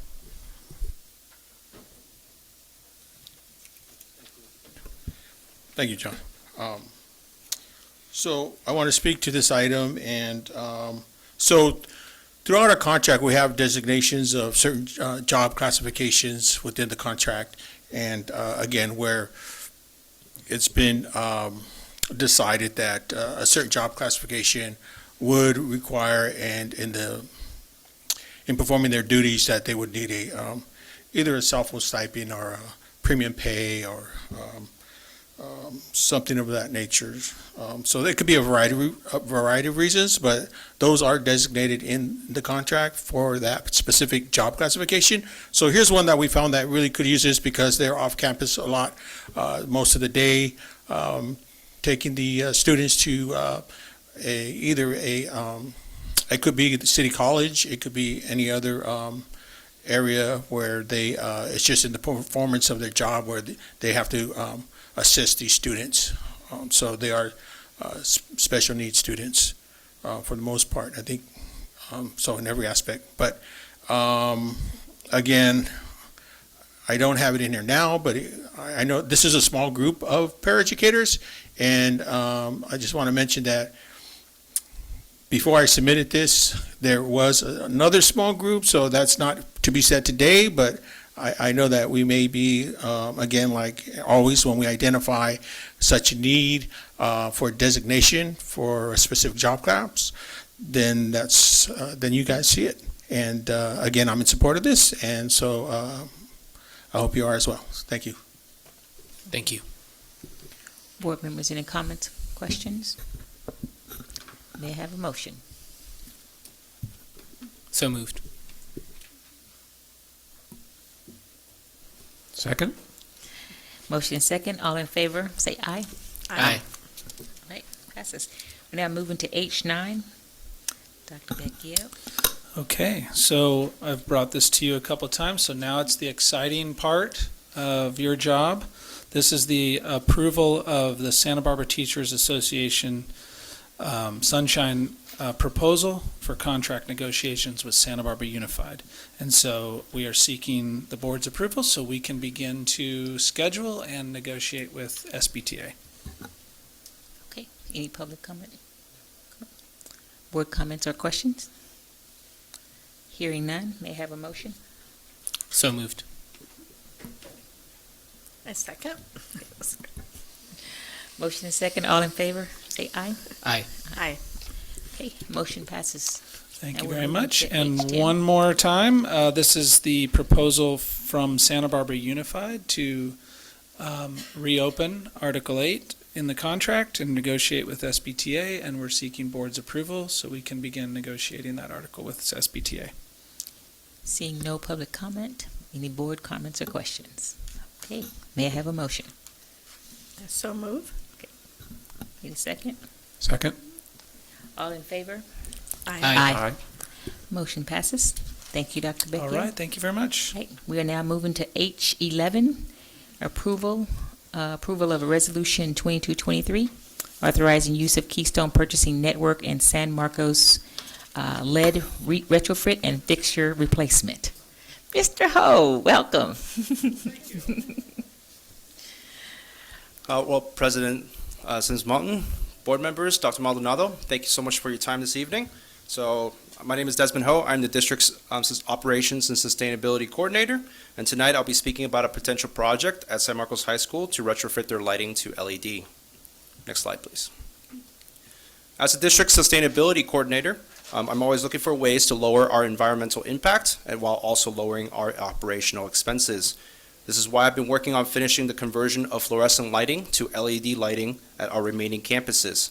Based on the audits that the facilities team and myself did, we have determined that the 3 high schools, La Cumbre Junior High School, Santa Barbara Junior High School, and Monroe Elementary are the remaining schools that have not had LEDs retrofitted throughout the school. What I am presenting today is the first project of many to come. I'll be talking about the need for LED lighting, the proposed lighting project at San Marcos High School, the financials, and also the project timeline. Next slide, please. San Marcos High School has very old fixtures that are in disrepair. with the potential for the plastic shielding to fall off from old age and also broken retaining clips. These shieldings are so old that oftentimes it's very difficult to find replacements for them, and so they are left open and they also have a very poor look. It takes our maintenance staff a significant amount of time to get these fixtures apart to replace bulbs as well as ballasts, and oftentimes because they work the same hours as our schools, they don't have the time to get in without disrupting the classes. So a lot of times they cannot get in to actually replace a lot of these lights. Fluorescent bulbs also use 60% more energy than LED lighting, so it's increasing our energy usage. And lastly, as you can see from the pictures, oftentimes they have different colors. They don't look very good, and studies have shown that students and teachers can be negatively impacted by fluorescent lighting and the poor lighting qualities of these bulbs. Next slide, please. So here are other examples of San Marcos High School lighting. So you can kind of see two different colors in the left one, and then there are a lot of lights that have like open canister from when they were removed in the past. So these are not in great shape. Next slide, please. So prior to winter break, I've been working with Wesco Energy Solutions. They are a contractor that spent 3 weeks auditing San Marcos High School to get us the most accurate data as well as the most accurate quote to replace a lot of the lights. They were proposing that we replace the 3,000 plus light fixtures that are still in good working order with LED retrofit bulbs and strategically replace about 900 broken fixtures with new LED fixtures at a total cost of a little over $1 million. All lighting will become Title 24 compliant, meaning that the lighting, meaning that they will have occupancy sensors installed.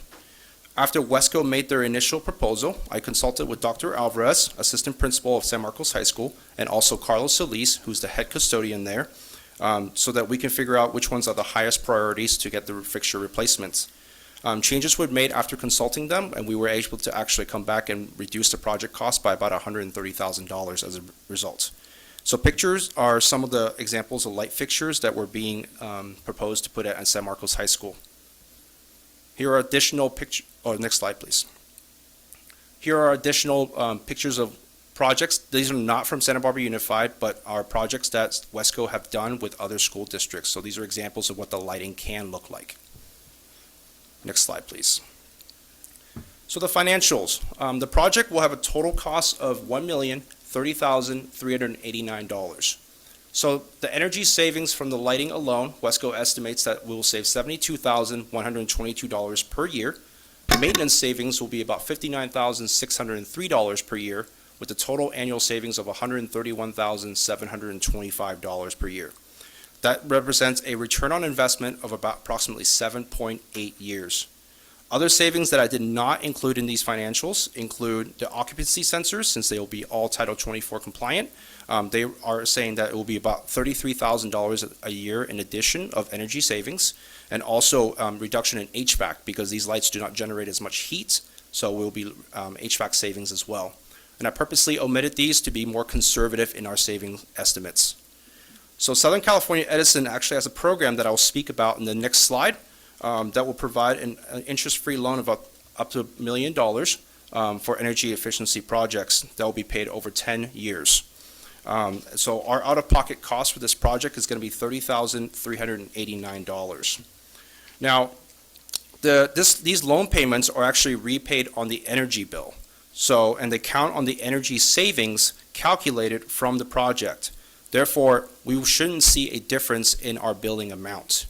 So to elaborate on that, from our energy savings from the lights and the controls, we should be saving about $8,760 per month. And our payment as a result of this loan will be $8,333 a month. So therefore, we should either be at net zero or a slight savings per month as a result of this project. Next slide, please. So the procurement process, Wesco Energy Solution is part of what's called the Keystone Purchasing Network. And this is a purchasing collective that has done the bidding process for school districts already.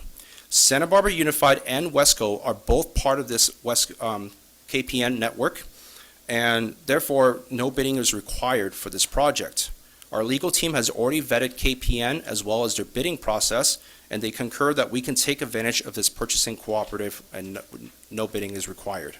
And we have provided the resolution for your board's votes. Next slide, please. And another benefit of using Wesco and their subcontractor is that they will work what's called second and third shift. And what second and third shift means is that they are going to go to the school at approximately 3:30 in the afternoon, and they will work until midnight.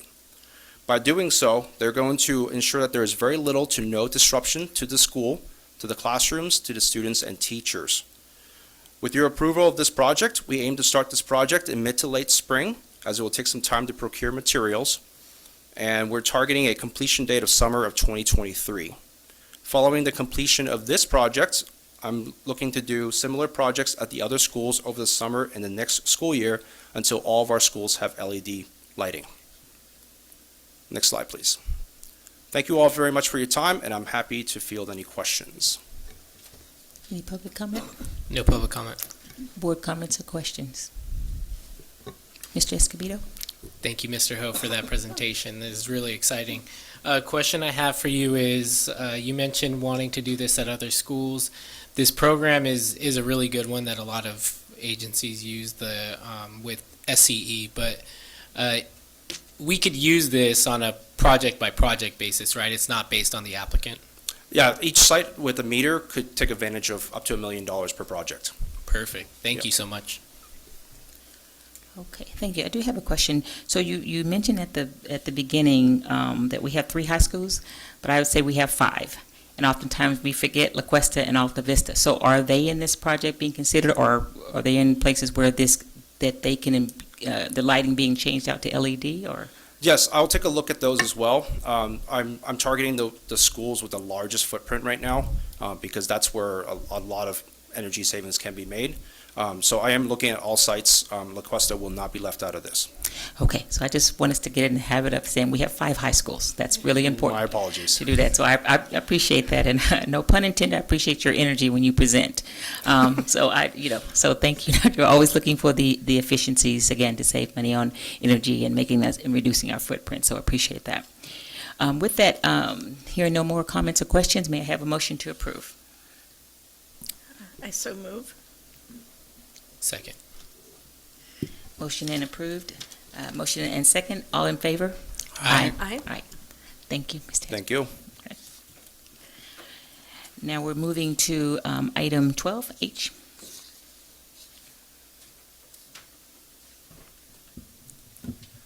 All right, good evening, Board President Sims Moten, board members, Dr. Maldonado, and welcome Board Member Banning. So it's my pleasure to recommend approval of the 21-22 School Accountability Report cards for our schools.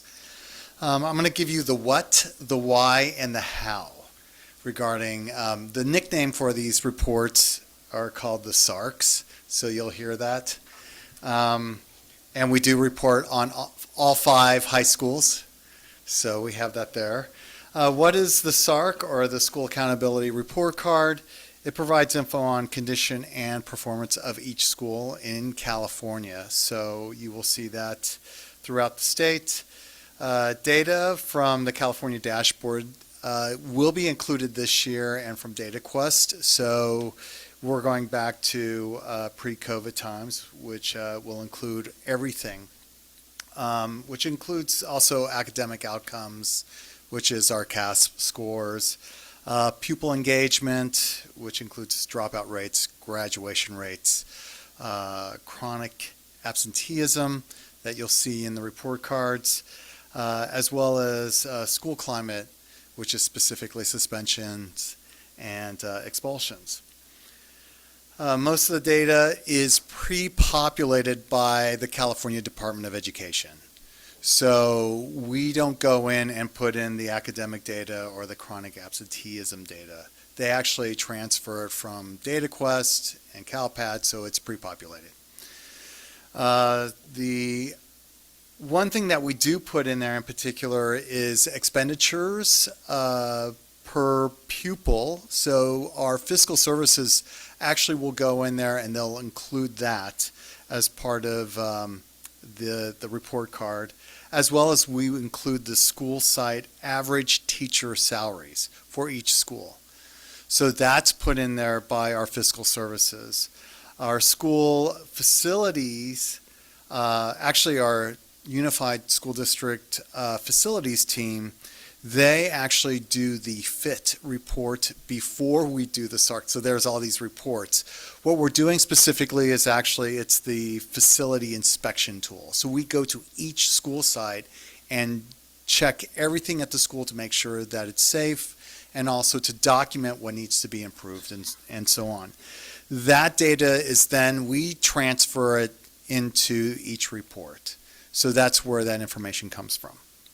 So with that being said, I just want to do a little shout out to Kim's fiscal team for helping us supply that information, as well as I know I have Marina in the back. Well, I don't have her, but she's here in the back of the room supporting us. So thank you to her facilities team as well. Okay, the why. Why do we have these report cards? Well, we want to make sure that our parents and our community members have the most current information about our schools.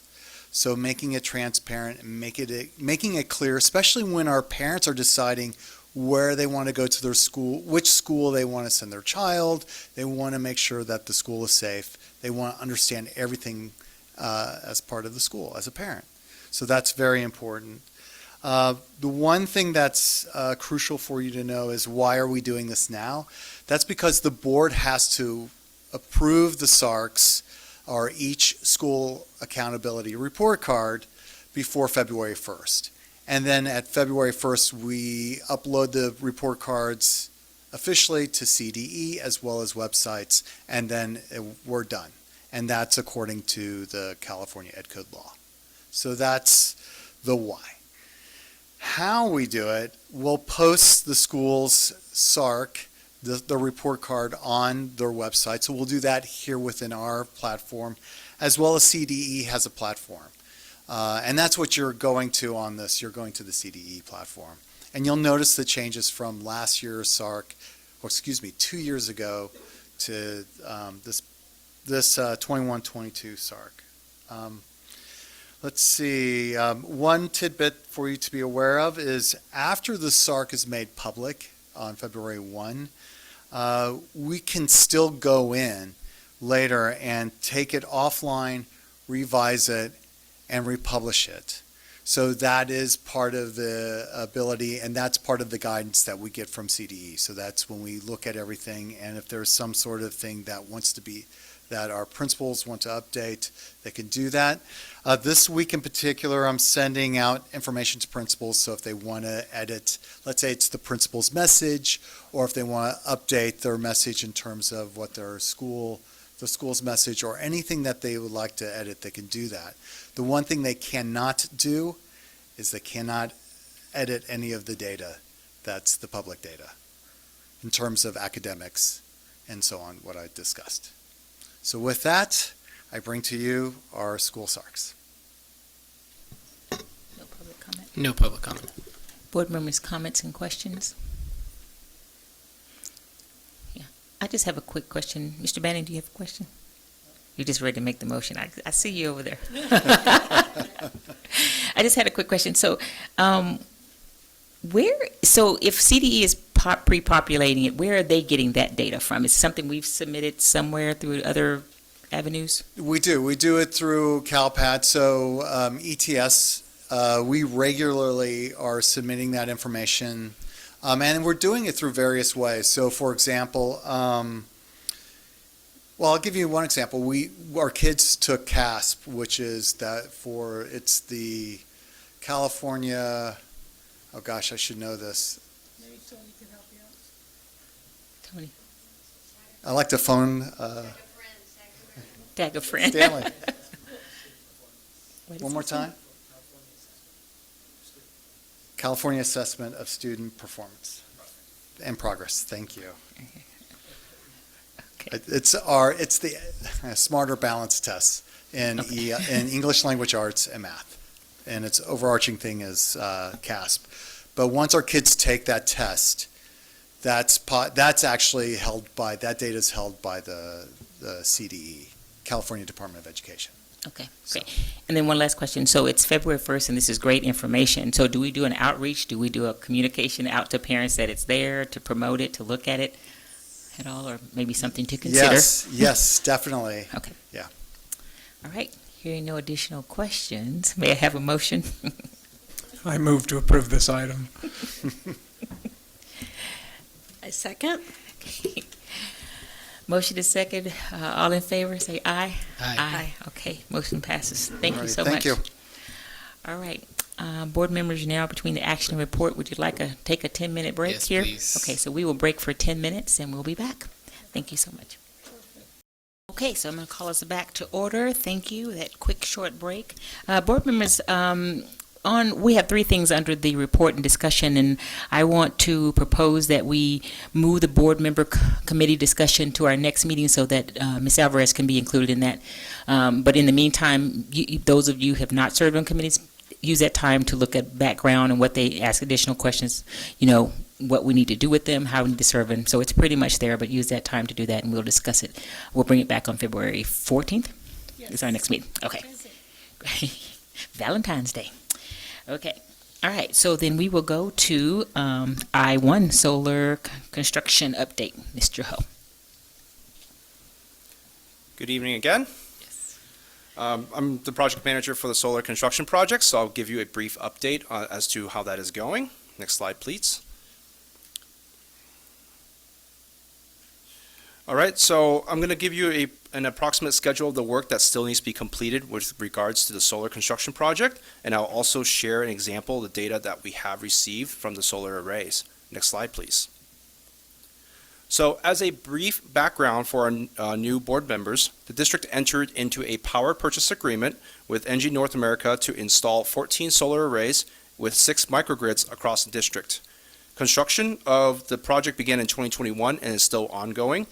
The microgrid sites are those that have a battery storage component as part of the project, and the batteries will be powering the refrigerators and freezers in the respective sites' kitchens, as well as the Wi-Fi from the main data frame, and also the gyms and multi-purpose rooms at each site. Assuming that it is sunny out, these microgrid sites will be able to power the site's equipment indefinitely. I've divided up the construction status into 5 different groups. You'll see on the top left there is going to be the pre-construction electrical work, and that has to do with all the electrical and wiring that's needed in order for the actual solar array to be put up. And then next, we have the actual construction of the solar array. In the middle, we have the inspection and tie-in, where the Division of State Architects representatives will inspect to make sure that the arrays are constructed properly, and then we tie in with Southern California Edison's grid. And then finally, they will give us a permit to operate, in which case we can turn on the solar array and become operational. Now, as of today, all of the pre-construction electrical work has been completed across 14 sites. We are now down to the construction. The district facilities, district office, the facilities lot in the back, it started yesterday. So they started drilling, they poured the concrete, and today the structure of the beam has already gone up, and by the end of the week, the array will be completely up. In about 2 weeks, they'll have it wired. La Cuesta, Dos Pueblos High School, La Cumbre Junior High School, Santa Barbara High School, and San Marcos High School, that whole lot constitutes our 6 microgrid sites. Now, these 6 microgrid sites are going to take a little bit longer to complete, and I'll go over that in the next slide. The next section is the inspection and tie-in. Cleveland and Monroe Elementary, they had to have some special parts fabricated, but we currently have that scheduled for a tie-in February 17, which is the Friday without school. Because they have to turn off power, we would like to not interrupt school as a result. Finally, for Roosevelt, we are waiting for the permit to operate, but we should receive that shortly. The 5 schools that are fully operational are Adams, Franklin, Galita Valley Junior High School, La Colina, and Santa Barbara Junior High School. From the January 9th rains, we actually had 1 inverter damaged at Adams Elementary. The entire thing was filled with water. Not supposed to happen. But the contractors were able to figure that out very quickly because we have monitoring data. So they're going to replace that inverter and then make sure it's weather-tight this time. But other than that, I have not heard reports of anything that flooded in terms of solar. Next slide, please. So the ongoing construction. So like I said, the district office, we have the retaining wall as well as the solar array that's going up there. The district office as well as La Cuesta, that is going to be the most complicated one for us to do. The reason for that is because the bulk of this work cannot be completed until the summer. It is going to require tearing up La Cuesta's patio area. It's also going to require the removal of our transformer, which supplies the power to this entire site. It's going to result in us losing power at the district office for 2 to 3 days. Of course, generators will be brought in to power our main data frame equipment, so the internet will still be up, and that our refrigeration will still be up as well. As for the rest of the sites, such as Los Pueblos, La Cumbre, Santa Barbara, and San Marcos high schools, all these sites are awaiting one critical piece of equipment. And as of right now, because of supply chain issues, they're not anticipating that piece of equipment to arrive until April. So we're anticipating that by summer, they will have everything wired up. And I'm guessing that by about September, October, we will have all the solar and microgrid sites online. Next slide, please. I would like to also share with you some data that I pulled from La Colina with you. So this is over the course of 11 days, and you can see that there's blue and orange lines. The blue lines represent power draw from the grid from La Colina, whereas the orange line represents the solar power generation. So you can see approximately each day from about 10 a.m. to about 4 p.m. There's a maximum of solar being generated, and you can see that the blue line dips below the zero. That means at that point we are feeding power back into the grid. You can also see in the very middle there, those are the weekend days where we're not pulling much power, so we're just feeding power back into the grid. And then to the right of the middle, you'll see 2 days where the orange lines are not very strong, so those are cloudy days. And then finally at La Colina, something that kind of struck me as odd was at the end of each day, about 5 or 6 p.m., you'll see a little spike in that power, in that blue. And upon further investigation, I believe that those are the field lights that are drawing a lot of power, because each of the field lights is drawing about 1,500 watts. So when they turn those on, you can see that big spike in power. So this is actually really good data for me to go after and look at those field lights and see if we can switch those to LEDs and reduce our draw, especially at a critical time. Furthermore, with this data, this could be actually provided to teachers for use in their classrooms. So I've gone to various school sites and presented to the staff about the solar project, letting them know what that's about, and then also presenting the specific data to their school so they can see what kind of power draw they're using. And then I've asked them, if any of you would like some data, please feel free to reach out to me. And some of them have done so far. So it is a useful education tool as well. Next slide, please. So thank you all for your time, and I'm happy to answer any questions that you might have. No public comment? No public comment. Okay. Board members, any questions or comments? Ms. Munoz? Yes, thank you for your presentation, very informative. I have a question about how can you tell, is it on the grid here when it's weekend, or I wasn't sure if it was on there. Oh, it's just if you go back to the graph, the middle part, you can see that every day there's a spike starting around 7 or 8 a.m., and you can start seeing the blue starting to move up. But then on the weekend, you see that doesn't go up at all, it just goes down. So in the very middle, I'm trying to figure out how to explain this. Got it, okay, okay. Thank you. Mm-hmm. Got it, okay. Thanks. Mr. Escobedo? Yeah. Thank you for this presentation as well. I mean, this is really exciting, and I want to acknowledge the previous board and your efforts and Dr. Maldonado, because having microgrids at our school site, we are leaders in our region in terms of sustainability and resilience, and I think it cannot be overstated the amount of progress that we have made and the leadership we've shown on this, and I'm hoping that our local partners will follow our leadership and do the same. The question I have for you is, when we're feeding power back onto the grid, I know for some residential projects where they're able to feed energy back onto the grid, they get paid for that energy essentially. Do we get paid for that energy, or is it part of the purchase agreement that it's kind of just a common good that we're doing for the community? We unfortunately do not get paid for that. Because of the power purchase agreement, we just pay a flat rate, and that flat rate was accounting for the money that we're being generated by pushing it back to the grid. Okay. So we just pay the flat rate, and that's all we get. All right. Thank you so much. I really appreciate it again.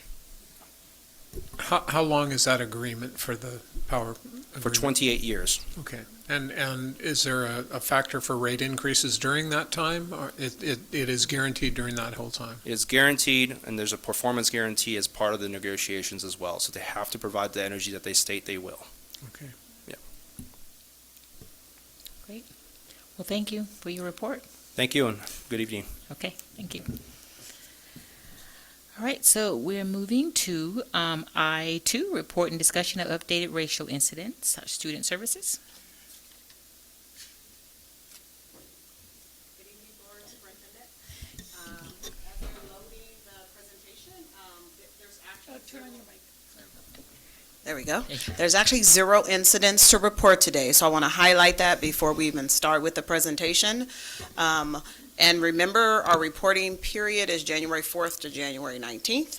Remember, we are reporting incidents that have been reported on campuses, and it is not about intent, it's about impact. So I just want to keep us grounded in that.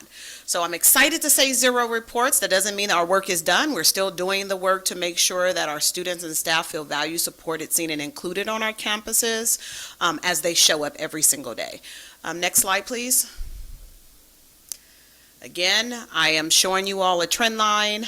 We want the trend line to continue to go in the right direction, which is down.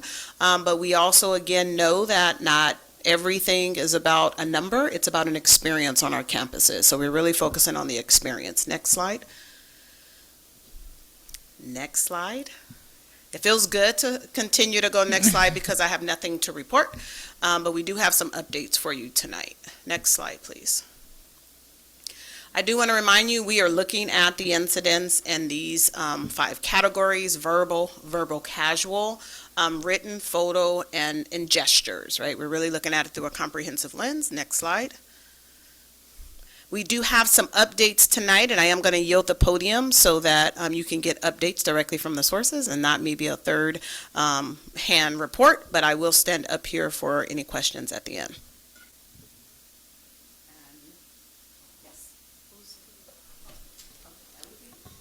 Okay. Did you want to go to the next slide?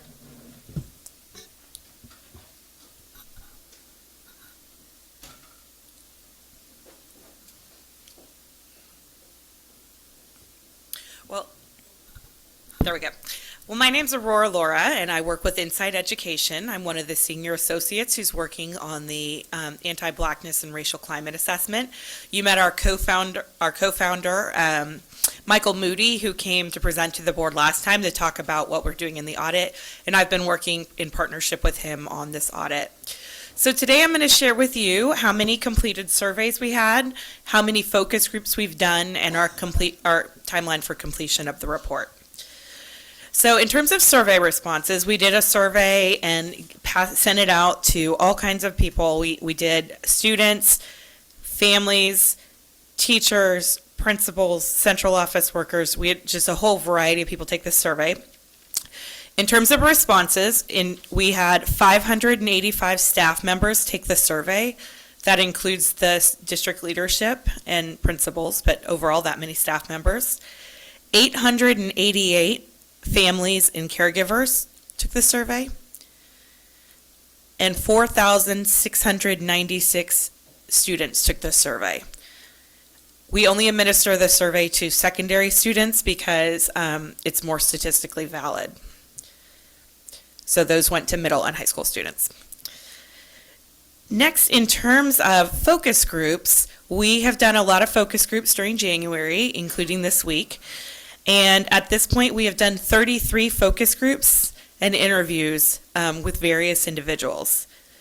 In terms of, we did 11 with central office or board leadership, and I wanted you to know that when we did them with central office and with school-based staff, we grouped them by management or non-management positions, and we also kind of divided them by affinity groups. So African American employees were in one group and people of color and different than their peers, just so we make sure people feel safe to share their true experiences.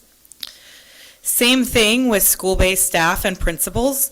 We did 11 focus groups, again, grouped by management or non-management and affinity group. In terms of students, we did 6 student focus groups. These were site-based at junior highs and high school. And when we went to the sites, we interviewed African American or Black students to hear about their experiences and kind of what everything is like on a day-to-day level and what they would recommend or would like to see happen as a result of this audit. We did 2 with parents and family members and 3 with community organizations. So that's a total of 33 focus groups that ranged in size from probably even 1 or 2 members to some of them had probably 12 or 15 members. So that's the number that we've done total. We have a few more that we're going to try and schedule in the next week because people couldn't make the one that we had, and so we have a couple groups that we want to get in, and then that will wrap up our data collection phase. So we're hoping to get everything completed by next week. It'll take us about 1 month to do all the data analysis, code the information from our notes, do kind of look for different trends in those things, and then we'll turn around and we will present a draft to the district of our final report. It's in draft form for the first round, so that'll probably come probably end of February or early March, first week of March. And what we'll do is we'll have the district review it to make sure the pieces are accurate. Sometimes we might get a detail wrong or something here or there, so we'll make sure they read it, make sure everything's accurate. If they need us to make any changes, we'll do that, and then we'll come back with the final version that can be presented to the public. So, but we expect to have this draft done end of February or early March. Are there any questions about this? Do we have any public comments on this item? Thank you, Ms. Laura. No public comment. Board members, comments, questions?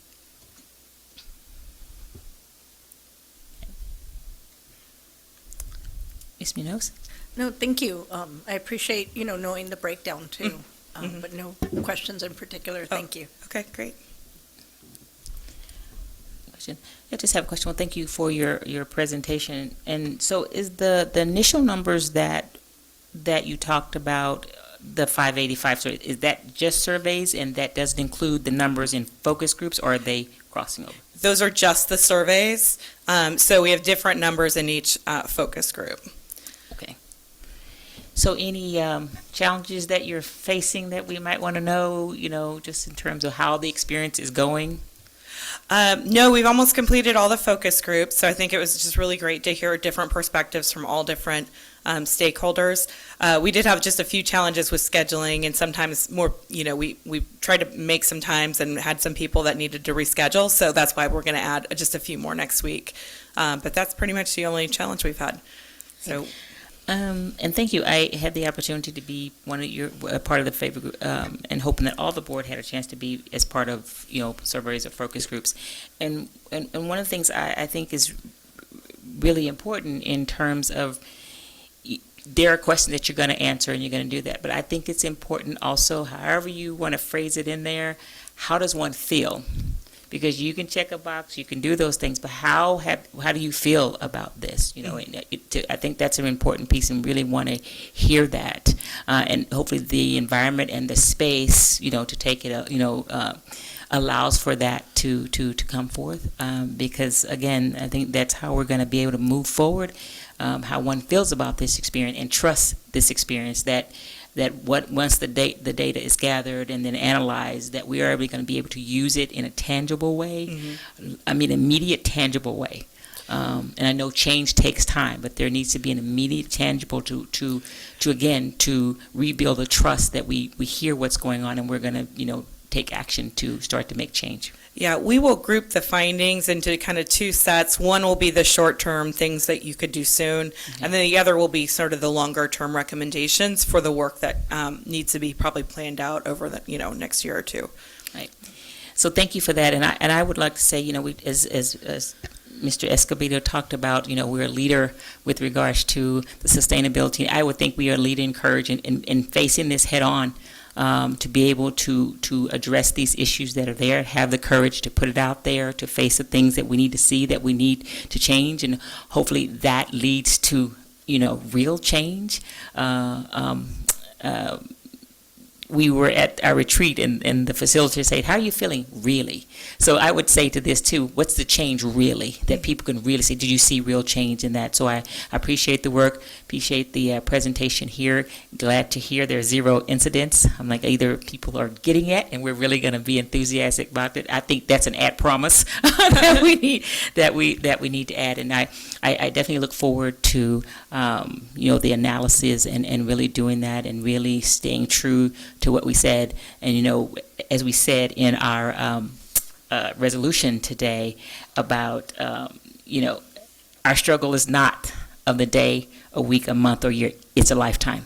And we need to make sure that this is not something we set on the shelf as a check mark that we did. So I really appreciate the work and your opinion, and I also appreciate the cabinet's work in making sure we have the correct questions to make sure that we get the answers that we're looking for. Great. So thank you so much. Thank you. Okay, board. I think that concludes our items for the day. As I said, the committees we will bring back on the 14th. We do have a list of coming events that you see them there on your screen there. Dr. Maldonado. Yeah, I'd like to invite our new board members, if you are interested in joining our literacy meeting, February 2nd, or the Combating Anti-Blackness Work Group. You're more than welcome to come and see some of the work that the folks are doing, so that's just an open invitation. I don't know that we've had a chance to talk about some of that work, but just let us know so we don't do more than 2. Thank you. And also on the second, yes, on your agenda there, it'll say future events. If they're right there online there, do that. As well as, I just wanted to mention on February 2nd, there's also going to be the Reading for Our Lives event that's happening at La Cumbra. The Maya Payne will be bringing her book here. I actually have the books. I'll have to bring them back afterwards. But that's happening on the campus of La Cumbra on February 2nd. I think from 5:30 to 7. I think it's there. There should be a notice that was sent. We did send out a note to the staff and families about that. Okay, great. So just a reminder that's happening. And board members, I do have a copy of that book that I'll make sure you get before we leave, as well as flyers. And then coming events, future agenda items you see there, we're going to try to reduce that list of future agenda items, how we include them into each meeting. So as you see that list there, we're going to try to take care of some of that each meeting, trying to at least incorporate it in coming events, or taking care of it, or at least addressing it. So with that, any final comments from our board members? Again, welcome, Mr. Banning. Any final comments from board members as we close this meeting out? Oh, yeah, so y'all, motion to adjourn. Okay, so we are adjourning at 8:08, I believe. And so there we go. Thank you so much for everybody, your reports, and have a early evening. Go home. Don't stay here talking 2 hours later. So, okay, thank you. Good evening.